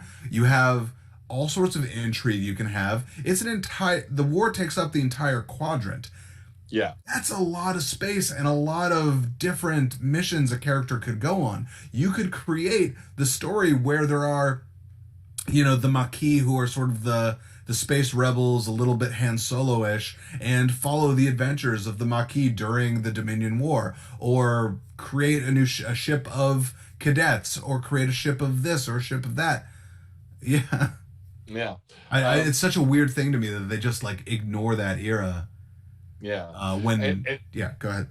Well, I was going to say, and then at least Insurrection came out in theaters during the Dominion War arc on Deep Space Nine, and they almost ignored it completely. And I was just like, what?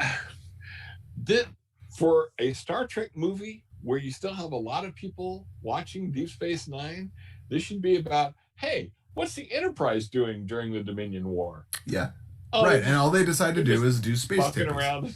Yeah. Just fucking around. That's all they're doing. And so the next gen movie in my head is that Gorn Crisis comic. If anyone's looking for a comic book hit of next generation characters and what they're doing during the Dominion War, the Gorn Crisis, it's published by IDW. You can find it on Amazon or wherever fine comics are sold. It's really good. It's super thought out. There's a lot of Gorn society stuff that we've never gotten to see in any other Star Trek. So, and it's a reptilian species, which is also one of those things people make fun of Star Trek for just being a human with a thing slapped on their head. Yeah. And it's so nice to see characters that are non-humanoid but are a species. Guys, I'm going to step away for a sec too. I'm going to take a break and be right back. Okay. I feel like that movie or series pretty much the title at least writes itself, Star Trek Dominion, right? Yeah. There's a lot you can do there. How are you feeling about Discovery? The one thing that I need more of is the bridge crew, because in Star Trek Discovery we see Burnham. We get a lot of Burnham. Every episode, Burnham, which is great. I love Sidney Poole Martin Green. She's my fan cast for Storm. When they bring Storm into the MCU, she's my fan cast for Storm. Great. Yeah. We also see a lot of Empress Michelle Yeoh's character. Not anymore. George. Yeah. I know, but we have seen a lot of her. Yes. We see a lot of Stamets. We see a lot of Stamets. We see a lot of Tilly. Now they've introduced Booker, But I want the bridge crew. I want Detmer. I want Oe Sekun. I just all those people who are always there, very supportive. You can see the emotions. I want more of them. That's what I'm saying. This season, all those characters got highlighted sequences in a lot of the episodes, especially a lot of the second half of the third season. Those characters got highlighted a lot. And now that, with spoilers for those who haven't finished third season, now that Burnham is the captain of Discovery, I'm guessing we're going to get a lot more of a Star Trek-esque show where it's the captain and her bridge crew. Yeah. Do you feel they did Saru dirty in a way? I think maybe, but I also think that that's a Doug Jones thing. I think that costume and makeup, he's a 60-something-year-old actor now. Yeah. And apparently the behind the scenes is the makeup and the boots and everything were just kind of getting to him. And and he talked in the interviews after Shape of Water that he's probably getting too old for that kind of stuff.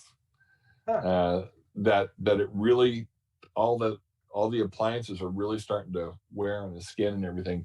And I'm pretty sure that's why they did those couple of episodes where he wasn't in makeup. Yeah, that I get. But Saru, they gave him captainship just to take it away again, right? Yeah, and sure, and that's a definite. So yes, but they gave the character a good out. They gave the character a good out. They didn't just demote him. He's away. He can come back. He may not. He won't be the captain of the Discovery, but you know, he might end up being an ambassador. He might end up, you know, like being the Kelpian ambassador. You know, now that the Kelpians are coming, you know, they're actually fully part of the. I guess, are they a part of the Federation, or they're? I thought there's only 2 Kelpians left, him and the one guy. No, though. Are there other Kelpians? Are there Kelpians still around in the future? Yeah, they were talking about that. You know, that there were Kelpian crews and all this. So the planet has actually come into the Federation. Okay. Right, that whole crew where the one Kelpian was, some of the members of that crew were Kelpian. Right. That's why he's there. Right. So yeah, so the Kelpians had actually gone from a fairly primitive society into fully fledged Federation. Oh, members. it's because they weren't part of the Federation because of the dilithium crisis. Right. That's why. I was thinking they were extinct, except for that crew that went out and caused the dilithium problem. No. Yeah. Okay. I mean, that makes sense. I like Booker because I like the guy who plays him. You know, he was Manchester Black in Supergirl. A little on the nose as far as the casting for that, but okay, fine. I like the actor. But I do want to see more of the bridge crew because they did a lot, but they did a lot together, and you didn't get to see each personality. Right. But I mean, they did like have a little like subplot with Detmer being a little PTSD. Right. And you know, so she got a little bit more.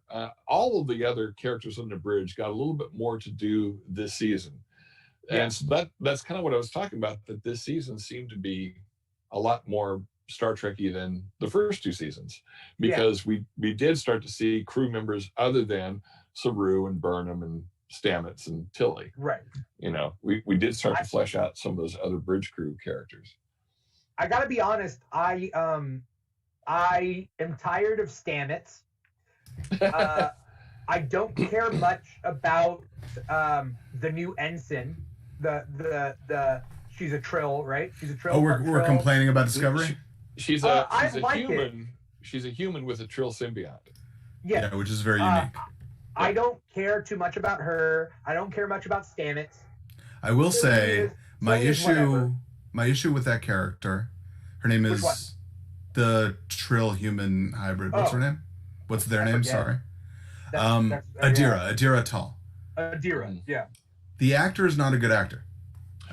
They hired 2 young trans actors to play these young people, and you know, you kind of had a problem as a casting director because you had to find a good actor who is 17 years old and is a good actor. It's hard to do. Like, you've narrowed yourself in any number of ways, right? And I think that the actor, so you had to like cast 2 of these people. You had to. I feel like I'm saying these people like these people. Right, I'm sorry. I don't mean it that way. Clearly, they're they're young people. They're young actors. The person they cast to play the boyfriend is an infinitely better actor than the actor they chose to play Adira Tal.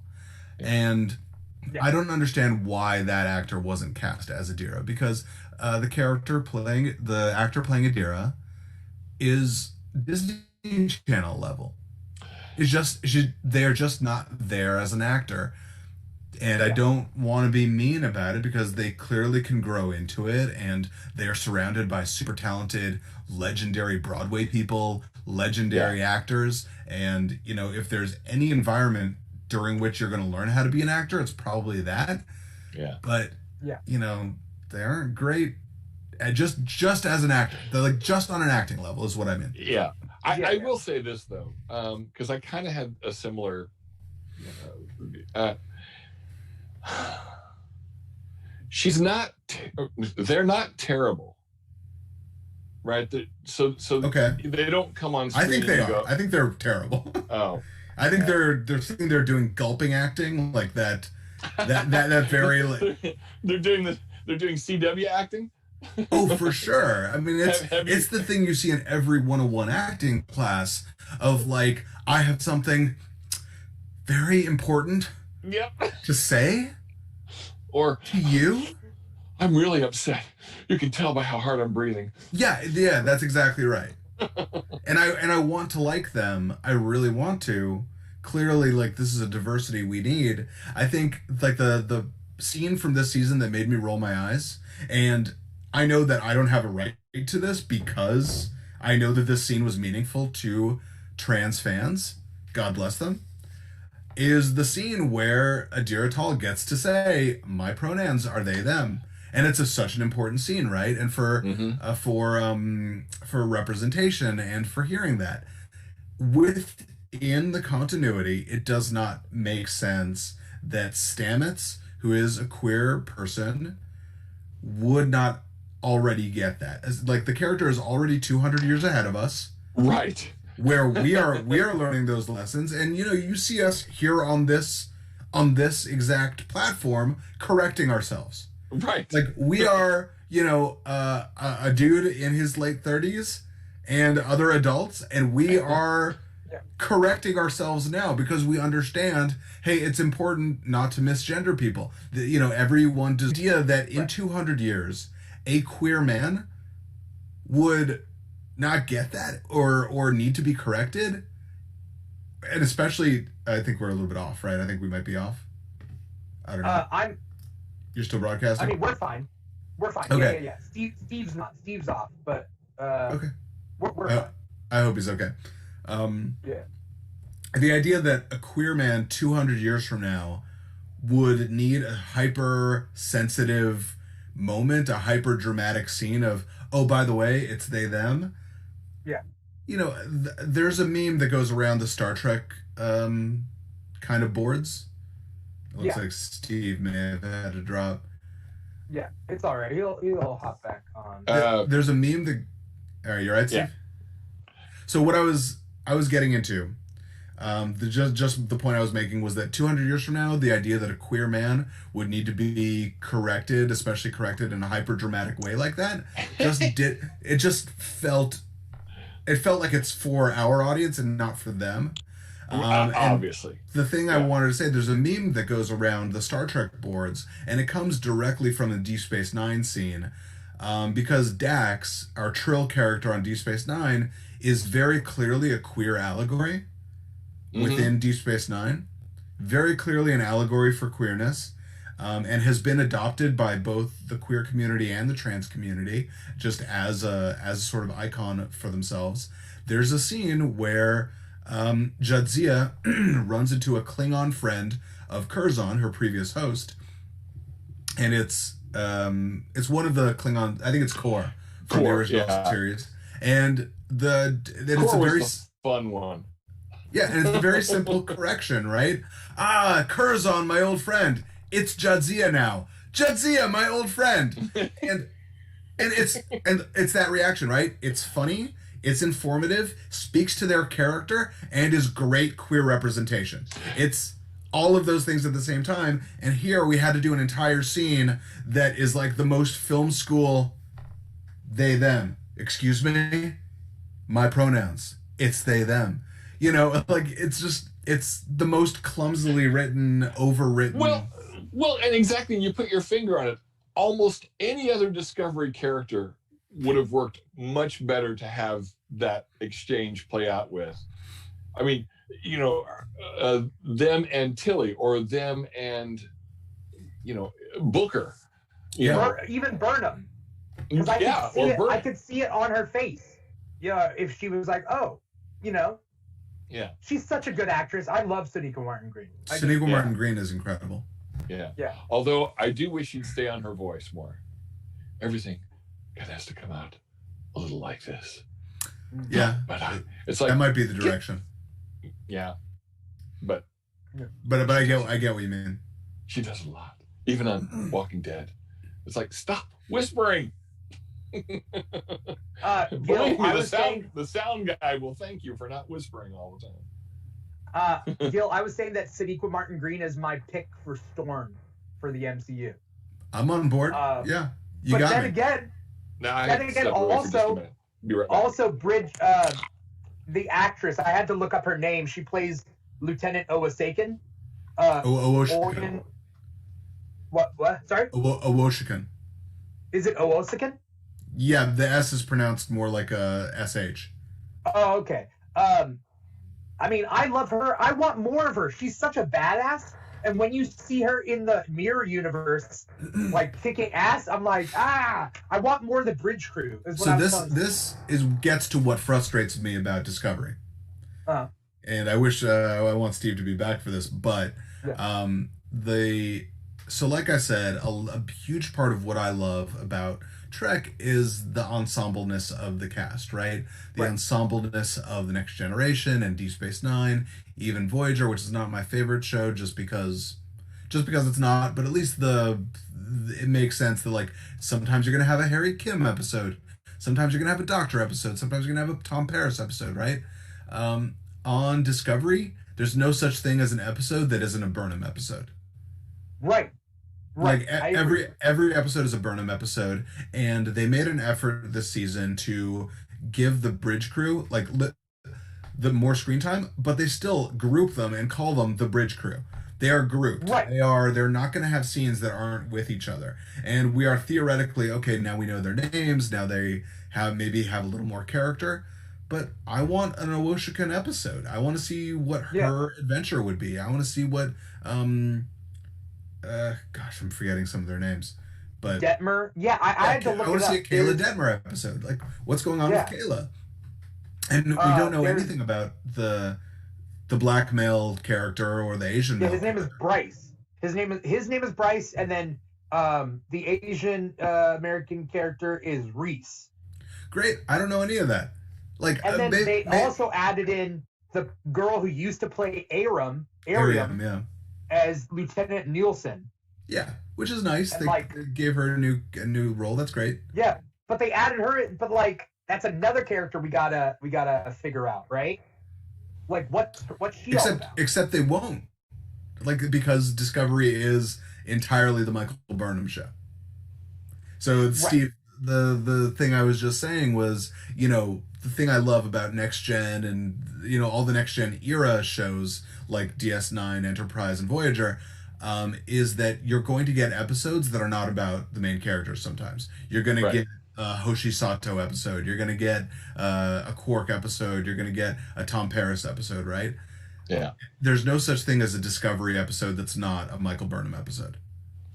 Not now. Not now. Maybe in the future, but what I was saying was that even, Dimitri was talking about the Bridge crew who've gotten a little more screen time this year, but I still don't see us getting an Owoshikan episode or a Kayla Detmer episode that is really just like their adventure. This season, as much as I thought this season was an improvement, they bent over backwards in every script to make sure Michael was the center of whatever adventure. I'm the one who has to go. It's true. It has to be me. It has to be me. Why? Because my name comes first in the credits. Why. I think that's one of the reasons why they just sort of gave in and said, we wanted to make this about not the captain of this ship, but the star of the show, of Star Trek show, should be the captain of the ship. And I think they just kind of finally gave up and said, we got to make her the captain of the Discovery. It's kind of ridiculous not to, because then it becomes, well, as another friend of mine said, it's like, well, now that she's a captain, at least she won't be going rogue every episode. Right. So, exactly. Yeah, that's right. So, Lower Decks. Could we touch on that for a little bit? Lower Decks. I think it's great. Oh, absolutely. the Lower animated Decks is show just a that freaking revelation. I didn't know I needed it. I didn't want it. Yeah. I didn't want it. I knew. Now I knew I needed it. you knew you needed it. Yeah. You didn't think it would go too far. I don't think it has gone too far. I don't think it has. But did you No! think I thought it was No, going that's the to, thing. right? Yeah, I think it's amazingly walked this tightrope of being, kind of a wacky, almost Rick and Morty-esque, almost Archer-esque cartoon, and yet it has still remained Star Trek. It colors within the lines. The thing that they said about it, that the creators said about it, that I totally keyed in on, was that it's really just a change in tone. It's not a change in story. The stories are all Star Trek stories.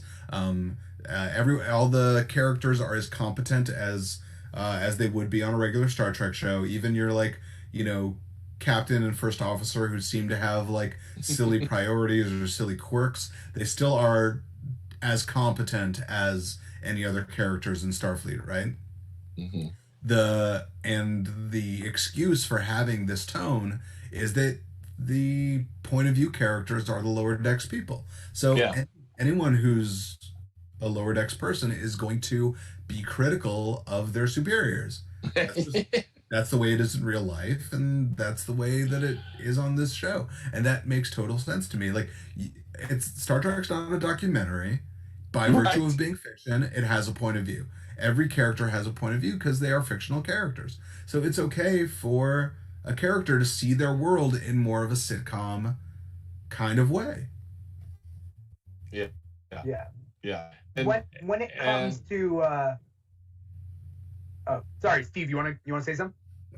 Yeah, no, I was just going to say, and yes, it's a Star Trek comedy. So these characters are a little over the top, right? But they're over the top in a comedy set in the Star Trek world way, if that makes any kind of sense at all. Yeah. Right. Boimler is an overachiever, but he's a comedy overachiever set in the Star Trek universe. And same thing with I can't remember her name. The main girl. What's the name? Yeah, the main. I forget their names. It's Tawny Newsom. It's tough sometimes.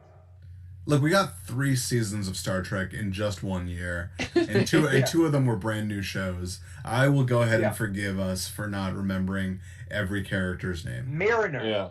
Mariner. Beckett Mariner. Beckett Mariner. Yeah. Again, she and I love her arc in this season. Completely. Yeah, I'm going to be the rebel. Not that she actually is the rebel, but she's purposely trying to be the rebel. Yeah, she's there to annoy the captain. Yeah, and as it turns out, she just really can't end up being the rebel. Right. So because she's too good, right? She's good at what she does, so you can't shirk that responsibility. Right, because at some point people's lives are on the line. And she's a responsible person that is a likable person, and so they're not going to be a person who's let him die, Right. And they had that great episode where her friend from the academy came and was like, "What is up with you? How come you're such a dumbass right now?" And it's yay, somebody's calling her out on her bullshit that's not her mom, Right. Right. And what I want to say about Lower Decks is my original problem or worry. My original worry when you do a comedic thing based in this shared universe is that the comedy will reach a level of absurdity that will break the fabric of reality. Right? When we look at in our world, in just our normal lives, we have comedic moments just in everyday life that doesn't break down the fabric of our reality, knowing that there are wars all over the world that aren't comedic. There are wars on Earth in real life, but we can also have a side story where people are falling in love. There's romance. There's all these genres in real life that all have to follow the fabric of reality. But what ends up happening in Anchorman, let's just say, Anchorman is supposed to take place in reality, but it doesn't because their comedy reaches the level of absurdity that breaks the fabric of reality, that you can't say Saving Private Ryan takes place in the same universe as Anchorman. Right, you because can't. It wouldn't make sense. So if Lower Decks got to the point where they're breaking the fundamental rules of their universe, where other shows cannot coexist with it, then there'd be a problem. You know what I mean? Every time I need something to happen, something will happen, breaks the fabric of reality. But Lower Decks doesn't do that. Even though that is kind of a criticism leveled at all of Star Trek. What? Which part? If we just realign the blah blah emitters, then we'll solve every problem. Yeah, I've always talked about how, you know, Captain Kirk and Hal Jordan are the same character. Just fundamentally, they're the same character and they're doing the same thing. They have the same motivations, and both the Starship Enterprise and the Green Lantern Power Ring are both allegories for Aladdin's lamp. Yeah. There's absolutely nothing the Starship Enterprise can't do. If you, like, there's always pseudoscience behind it, but the Enterprise can do anything. The exact same as Hal Jordan's Power Ring. It's just a matter of, like, how that looks on screen. Right. How it's presented. Yeah. As long as you recalibrate the Heisenberg... and the compensators, and it's got to go through the deflector dish, and... For sure. Yeah. So, but there's literally nothing the Enterprise can't do. The Enterprise is analogous to Hal Jordan's Power Ring, I would say. And you know, behind the scenes on that, there's again, you know the other name besides Ryan Reynolds that was up for Hal Chris Jordan. Pine, right? And I always thought that was a great idea. I think Chris Pine should have been Hal Jordan because clearly, you know, just plays that thing so well and is super likable. There's nothing about his Captain Kirk that feels like, even when they do the womanizing whatever stuff, like, he doesn't play it like it's a foregone conclusion that he's going to end up with these women. Like, he's playing it like, I'm going to ask, you don't have to say yes. Yeah. Right. And of course, the other thing about Chris Pine versus Ryan Reynolds, who I do like, but he also, again, in the age of the internet, ended up with a lot of Ryan Reynolds, Van Wilder's going to play Green Lantern. Whereas if you'd said Captain Kirk was going to play Green Lantern, people were like, oh, yeah. Oh, yeah, for sure. So, yeah. Did Green Lantern come out before the Abrams movie? No. Right after. Yeah. Okay. Let's as we come to a close in this episode. We were coming to a close. There is, just of all our relationships, this is the last time I will see all of you. Brave New I keep saying Brave New World. I keep saying that. It's Strange New Worlds, right? Yeah. They are probably gonna start filming soon. I'm not quite sure. People were pointing out that those two characters are being, Spock and Pike are being pushed to the front of like those Paramount Plus commercials. Have you seen those? Yeah. Paramount Plus has commercials for Paramount Plus with their different characters, and they didn't bring in Michael Burnham and Saru to do that, to represent Star Trek there. They brought Spock and Pike to represent Star Trek in these commercials. That they must start filming sometime soon. I guess they're trying to build that up.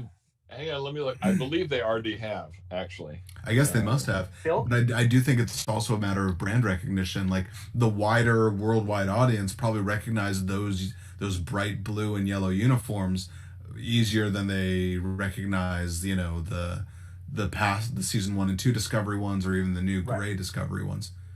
Right. So saying like, oh, Spock, because Spock is Spock. Yeah. It's the icon of Star Trek. You know, we've talked about this before, but I always have the question I love to ask nerds is, in your favorite franchise, who is the main character that goes throughout, right? And we've talked about this before, right? Right. In the Marvel universe, if you were to lay the entire Marvel universe out end to end, I would say it's Peter Parker. Peter Parker is the main character. of the Star Wars of the Marvel universe, right? Star Wars, probably Anakin Skywalker, right? I think it's probably debatable. Could be anybody. Yeah. But, in Star Trek, I used to say, and this was around the time of Deep Space Nine and Voyager, is if Star Trek was about one character, it's probably about Worf. And the reason I said that was partially because the ending of the TOS era ends with making peace with the Klingons. And it goes back to the thing we were talking about before, right? The entire premise of foreign relations, of the State Department, is to make friends of our enemies. So the idea is that like all of TOS is this journey from the Klingons as enemies to the Klingons as friends. And that coda is there because the undiscovered country is there, right? Thus making Worf your promised character that ends up on DS9, completes his arc, whatever. As we've gone through the JJ verse movies and eventually wound up with Discovery and all of those relationships to Spock, and including, including everything that entails with Picard and the Romulans and all of that. Clearly Spock is the central character of the Star Trek universe, like from end to end. Yeah. That's definitely an argument can be made for that. Thank you for noticing. You see, Dimitri, I am smart. You're right. Well, I've been telling everybody you're not. But everybody we know that you're not. But you proved me wrong. Steve proved me right. Well, if you look at everything, every time they put up like a casual news story or anything, the image that they always put up is Nimoy doing the. Right. I can't see it in my virtual background, but live long and prosper. It looks like it looks like you're beaming away. By the way, like your green screen makes it look like. Yeah, there we go. See, the special effects budget in our the Keeg Live right now is very high. We put some money into the special effects. Oh yeah, well, I got all of my Deep Space Nine characters playing the game from season 1. Follow Along Home or whatever it's called. Yeah. Move along home. Move along home. Yeah. Steve, what were you saying, or was Gil saying that? I was just agreeing. I think it's Spock is like the Superman S, of Star Trek. Sure. Yeah, and if you're asking if what our predictions are for Strange. Yeah, you cut out, Gil. Gil, we can't hear you. Can you hear me now? Yeah. Okay, sorry. It seems clear to me that among the series that are going on now, Picard kind of fills the role of Deep Space Nine, which is we are exploring concepts we already know about. Like that's sort of Picard's job is like, okay, whatever this show is going to be, we are going to be exploring Borg cubes and what's going on with the Romulans and what's going on with synthetic people within the Federation. So it's sort of like taking concepts we already know and finding new twists on them. Discovery really is a new thing and like that's why it's all the way out in the future. And it's like, okay, very much bingeable. It's very much about like sort of the Netflix era of television. Like it's very much that's what it's here for, is to tell sort of grand philosophical stories. So probably like fills the role of, let's say, a Next Generation, right? Because it's there to talk about the human condition, and this season was all about connection and where do we find human connection. My prediction for Strange New Worlds is that it's really going to fill that TOS void of like we're going to have weekly adventures. So we're going to have weekly short-term morality plays, exactly like Steve described. Yeah. No, and they've directly said that it's going to be a different planet a week, like the original series. So I'm on board. I'm in. Yeah, it'll be interesting to see what they will do with a, basically the Monster of the Week type of storytelling again. Yeah, in a bingeable environment, in Yeah. a streaming environment, which is sort of something we don't see a lot now. We don't see a lot of Adventure of the Week shows anymore. Yeah. That maybe the CW shows, I guess. No, even those have like season-long arcs. Yeah, you're right. You're right. It's just like, which I wish they would get away from. I guess on The Flash, they decided that they would do like, this third of the season is going to be this big bad, and this one, and then maybe we'll tie those two together with a third one at the end. Yeah.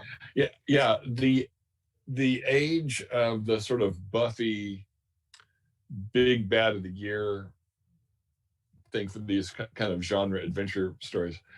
I do kind of hope it goes the way of the dodo, or at least I hope we get something a little bit more nuanced than that. Because look, I think there's room for both. Right now we have 3 Star Trek series on right now.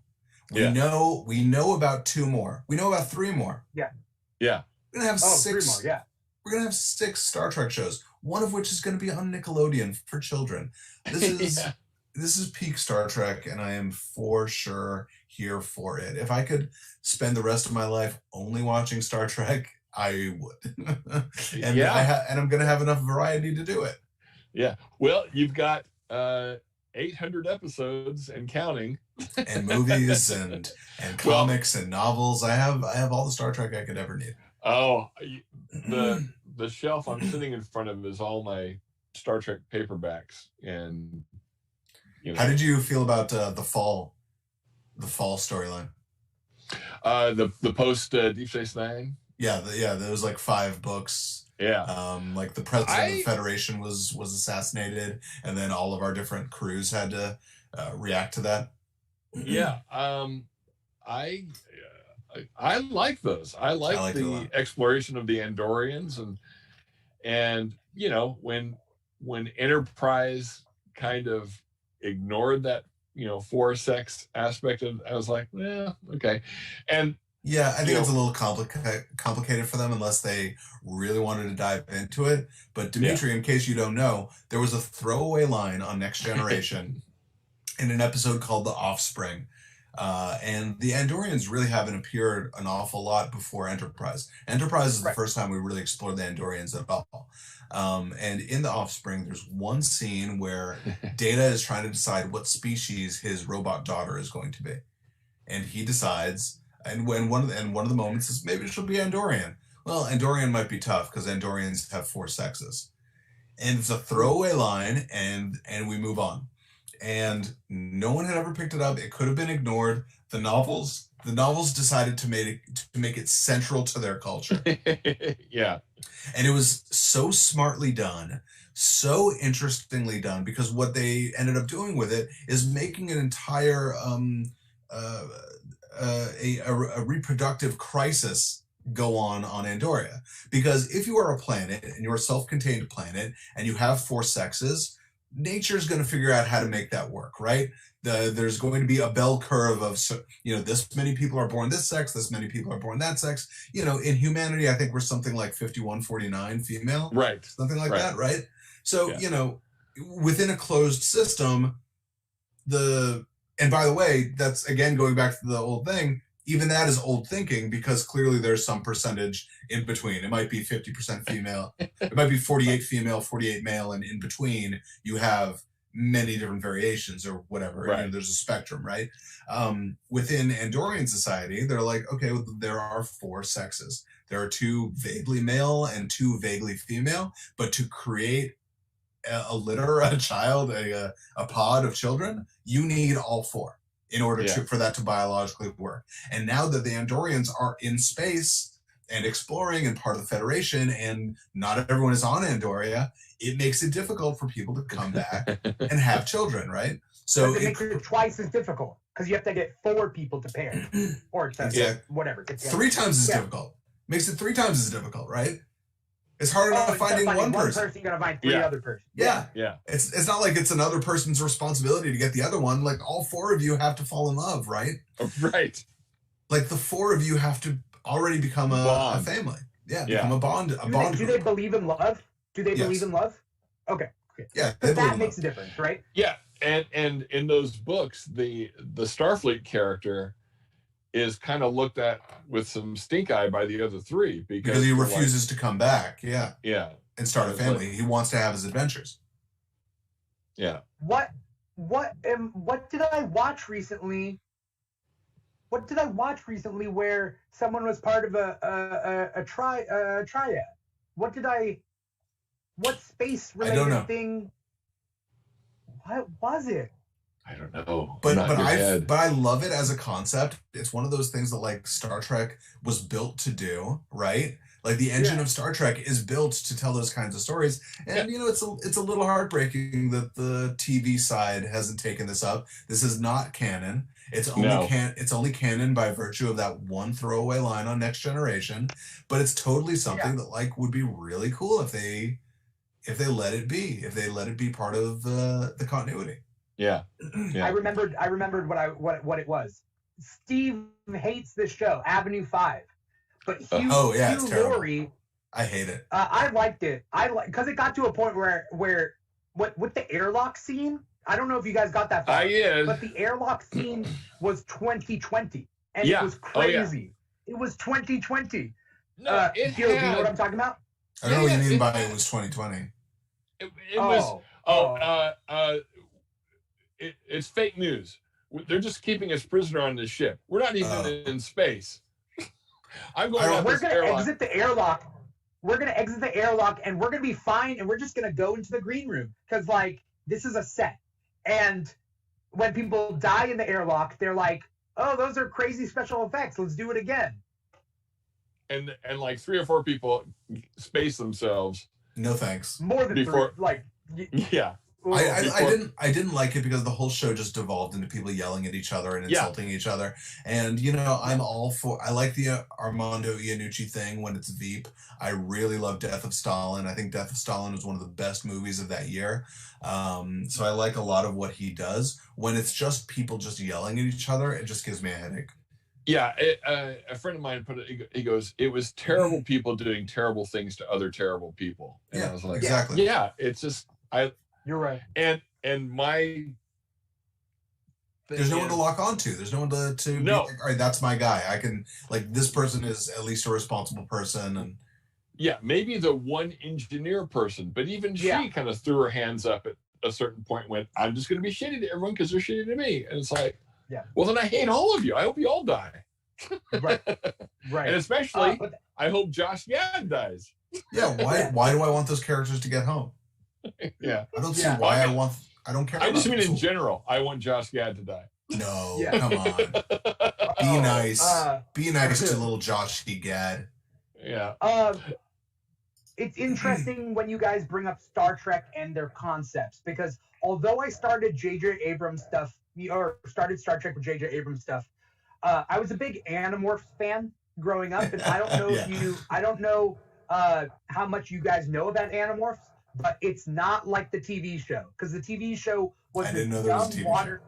There was a TV show for 2 seasons, a dumb, watered-down Nickelodeon version filmed in Canada with like no action and no themes, not even any themes from the books. But the books are about child soldiers essentially. It's about these children who they're paranoid all the time, and they have to kill people to like stay alive, and they have to stay in secret, otherwise their whole family will get taken over. So it's an invasion of the body snatchers with Star Trek, because the author is a big Trek fan. So even there's a main good species called the Andalites, which are very similar in very, very small ways to the Andorans or Andorians, because they have stocks, but there's a separate thing to it. And they bring in a lot of Star Trek concepts into Animorphs that I recognize from Animorphs, and then when I watch Star Trek, I'm like, oh, this is how it's all related. And even in the final book of Animorphs, they go into outer space, and they're like, oh, people out in outer space have never seen Star Trek, so when they hail us, we're going to use fake names that are from Star Trek. But it turns out they're like, oh, we've seen Star Trek because we were from Earth.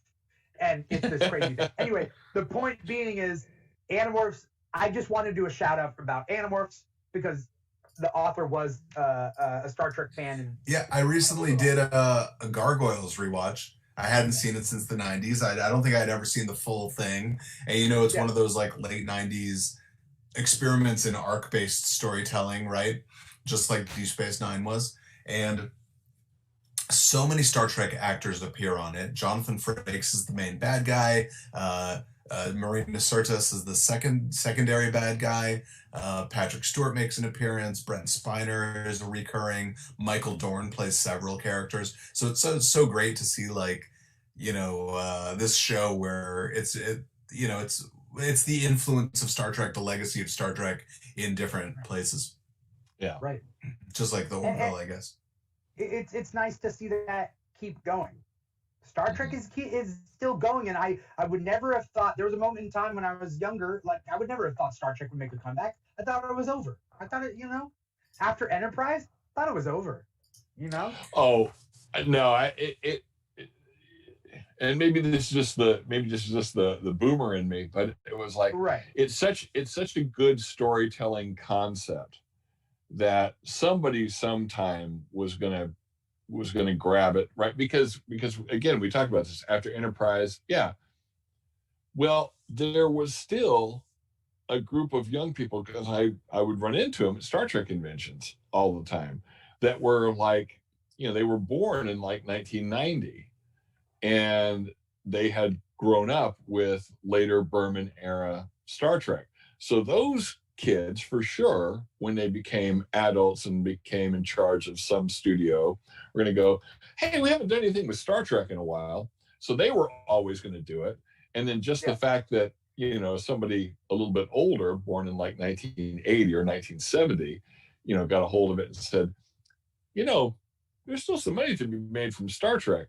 Maybe not the way we had been doing it, but some other way. And then that's where we get the J.J. Abrams movie. Yeah, I mean, for years, I thought that the future of Star Trek would be these like one-off miniseries, or single season ideas or anthologies or TV movies or something. And it makes total sense that the streaming service would be like the home of it, right? Yeah. Because so many people are rediscovering those Berman era shows. Mm-hmm. On Netflix, and I mean they're literally on every streaming service, by the way. Yeah, they're on Amazon, Hulu, Netflix, any other ones you can name, and Paramount CBS. Plus, and PBS, Paramount Plus now. So they are everywhere that you want to be. Anywhere you are, they are. Yeah. And so many people have discovered Voyager, discovered Deep Space Nine, discovered Next Gen, and it didn't make sense that there wouldn't be some streaming future for it. The fact that there's going to be at some point 6 concurrently running shows. Yeah. I can't imagine. I'll have to wait till next year to see what it looks like. But yeah. And the fact that I still can't get a job on any of them, that's the crazy part. Right? I actually got paid to be a Klingon and I can't. Yeah. I think it's interesting, especially, as we wrap up this episode, like streaming services, like it's an arms race right now, right?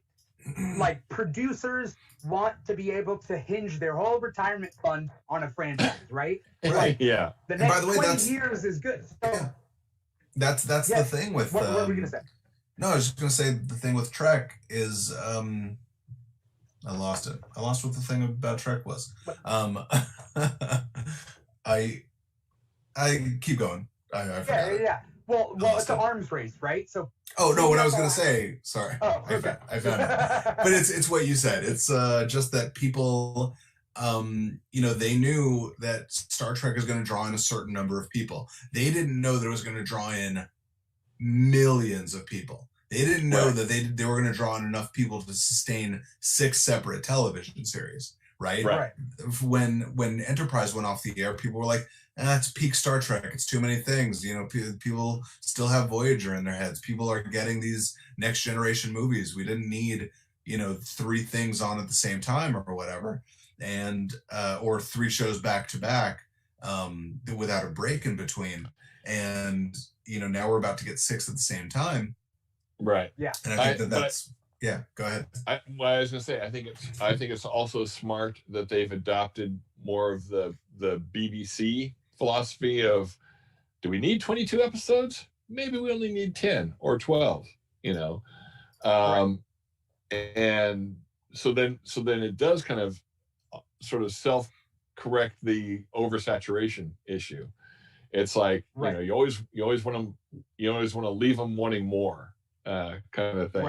So as long as we're not burning them out on 22 episodes, some of the middle ones, which might be a little mediocre, might be just filler. Filler episodes.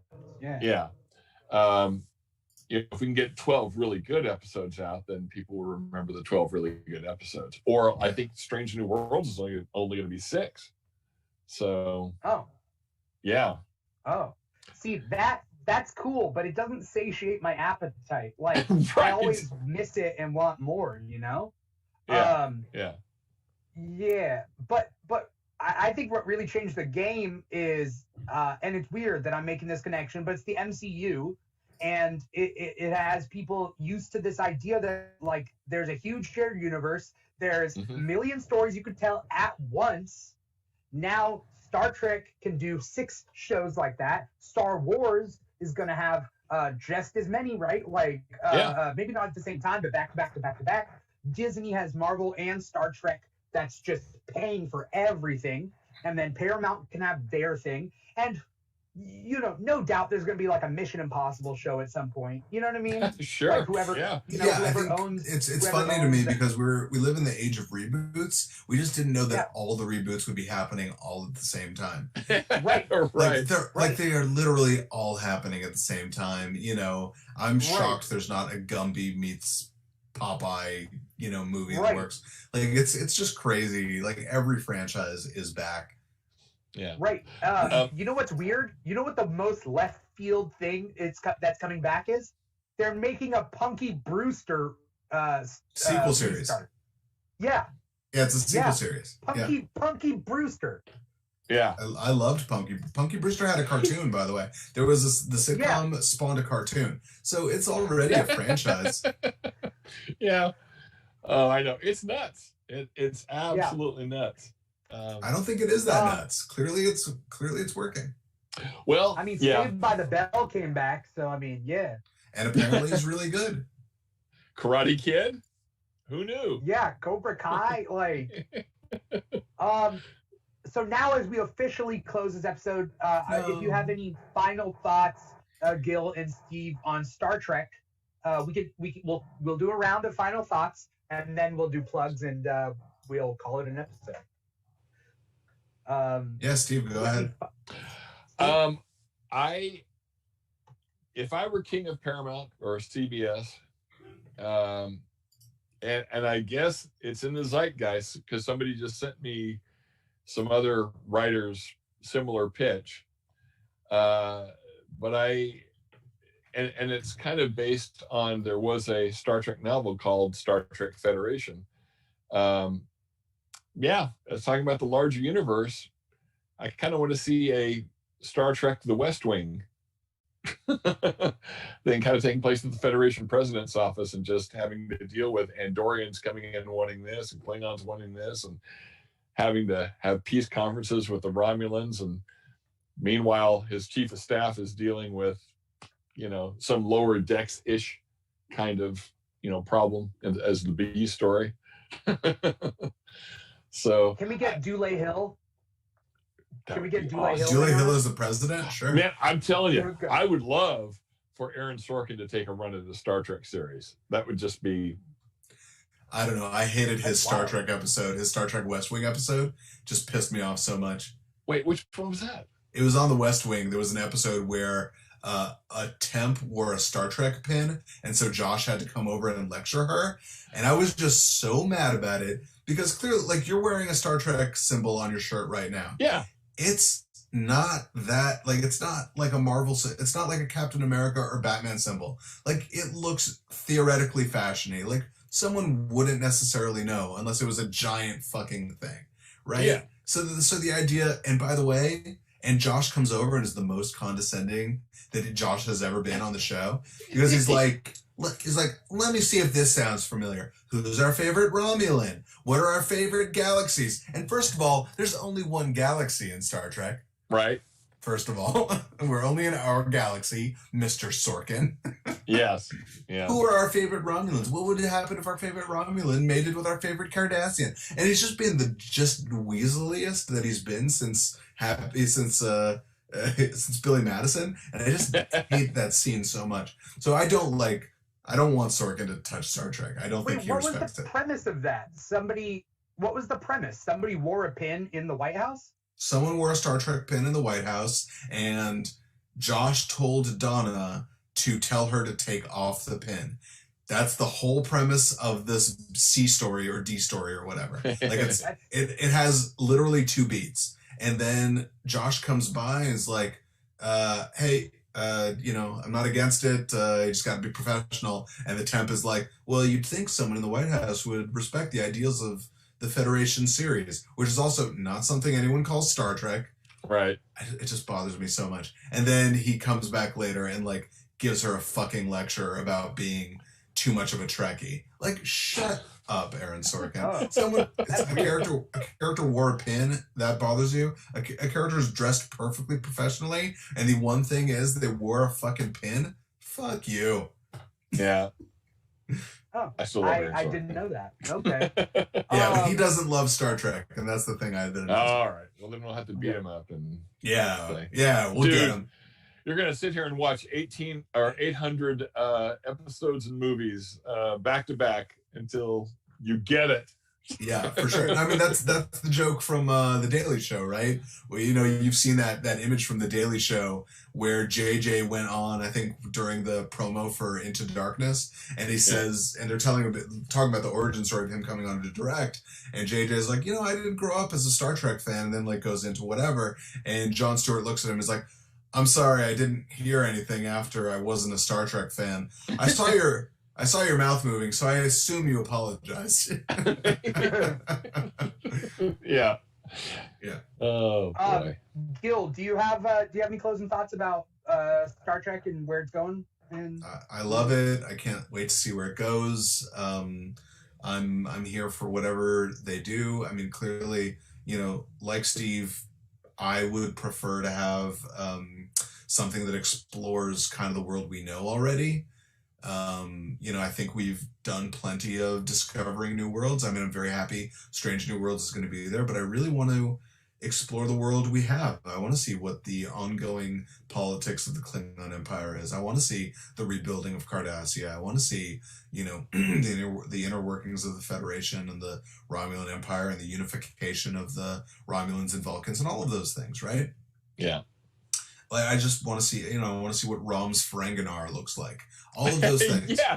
Yeah. All of those things that are kind of the promise of Trek. And it's okay that we haven't gotten those things. And at this point, I don't think we're going to. But I do wish that the powers that be were let's live in this a little bit. Let's not keep trying to push out. Let's build up instead of out for a little while. Or at least have one series that does that, which I think Picard is kind of in that direction. For myself, clearly you can catch me online at GJ Barron at all the things. I'm on Clubhouse now, so get at me. Find my rooms on Clubhouse. We'll talk Star Trek. We'll talk whatever you guys want to talk about.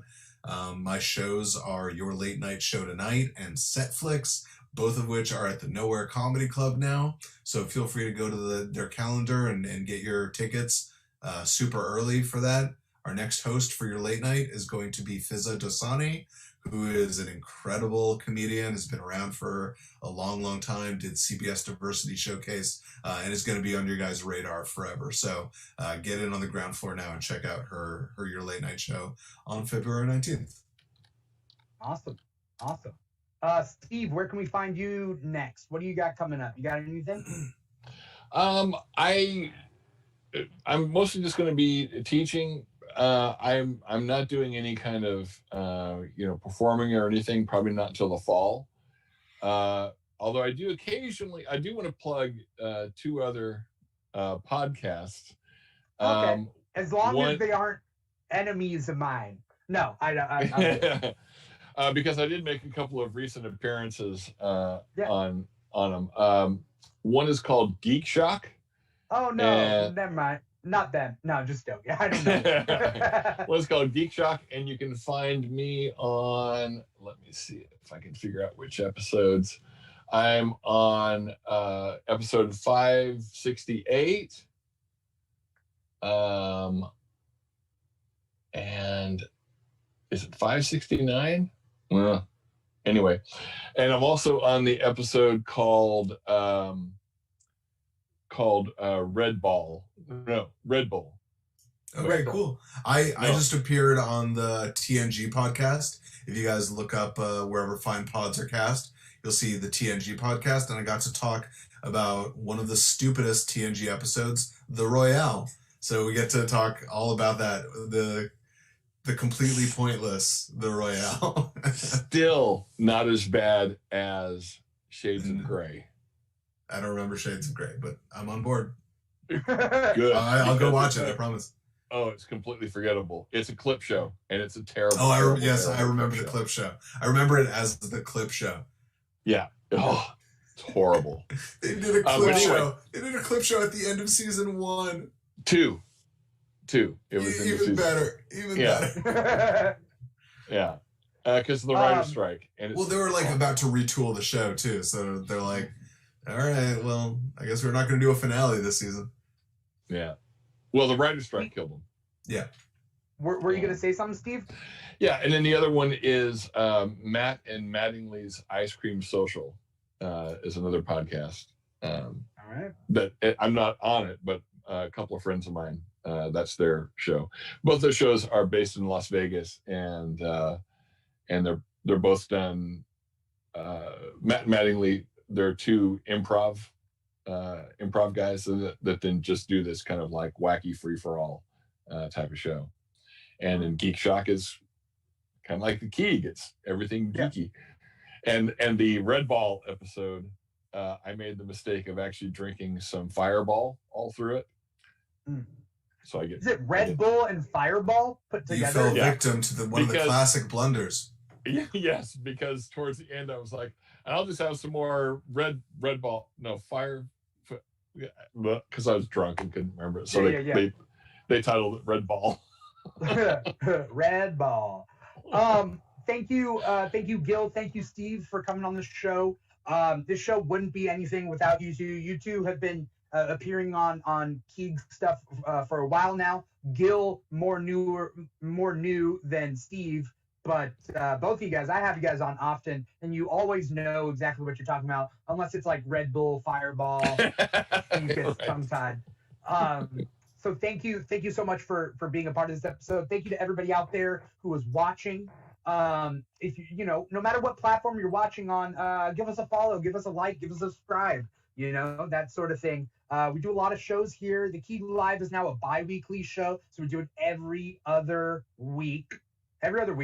So in February we have 2 shows. We have the Greatest Romances in Geekdom episode for Valentine's Day, or the day before Valentine's Day, should I say. We'll probably do best and worst romances. I'll tell you, Harley and Joker is the worst, or at least my pick for the worst. But I'm sure we'll tackle that in that episode. And then we're coming back for a Superman episode, because that'll be after Superman Lois premieres. And Gil, I will definitely keep you in mind. You guys are so good at what you do. You guys know everything. We'll see. We'll see. I'll put you guys at the top of the list. So we'll make sure that works out. But then we also do a WandaVision after show on late Wednesday night, or no, Thursday night, early Friday morning at 1 a.m. after those shows drop. So we're doing a lot of shows. Then we do Keeg back on on Friday night. Okay, I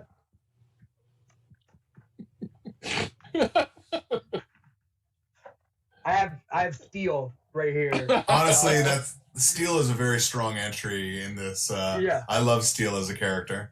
Yeah. But Darwin Cook Superman is definitely the Superman action figure for me. Yeah. Yeah. So either way, we do a lot of shows here. So thank you guys for being a part of it and being you guys are cross-platform guests. So you guys are all over the place. So thank you so much. Yeah, I'm all over that Clubhouse. Get on Clubhouse, man. Yeah. I'm gonna send you an invite. I'm gonna send you an invite for me Clubhouse. another platform, and it's like I'm already ticking on the top. You know what I mean? You're gonna get addicted. You're gonna love Clubhouse. All right. We'll see how it goes. But again, thank you out there for watching. Thank you to Steve and Gil for coming on the show. Once again, I'm your host Dimitri Pereira, and this has been the Keeg Live. Take care, everybody.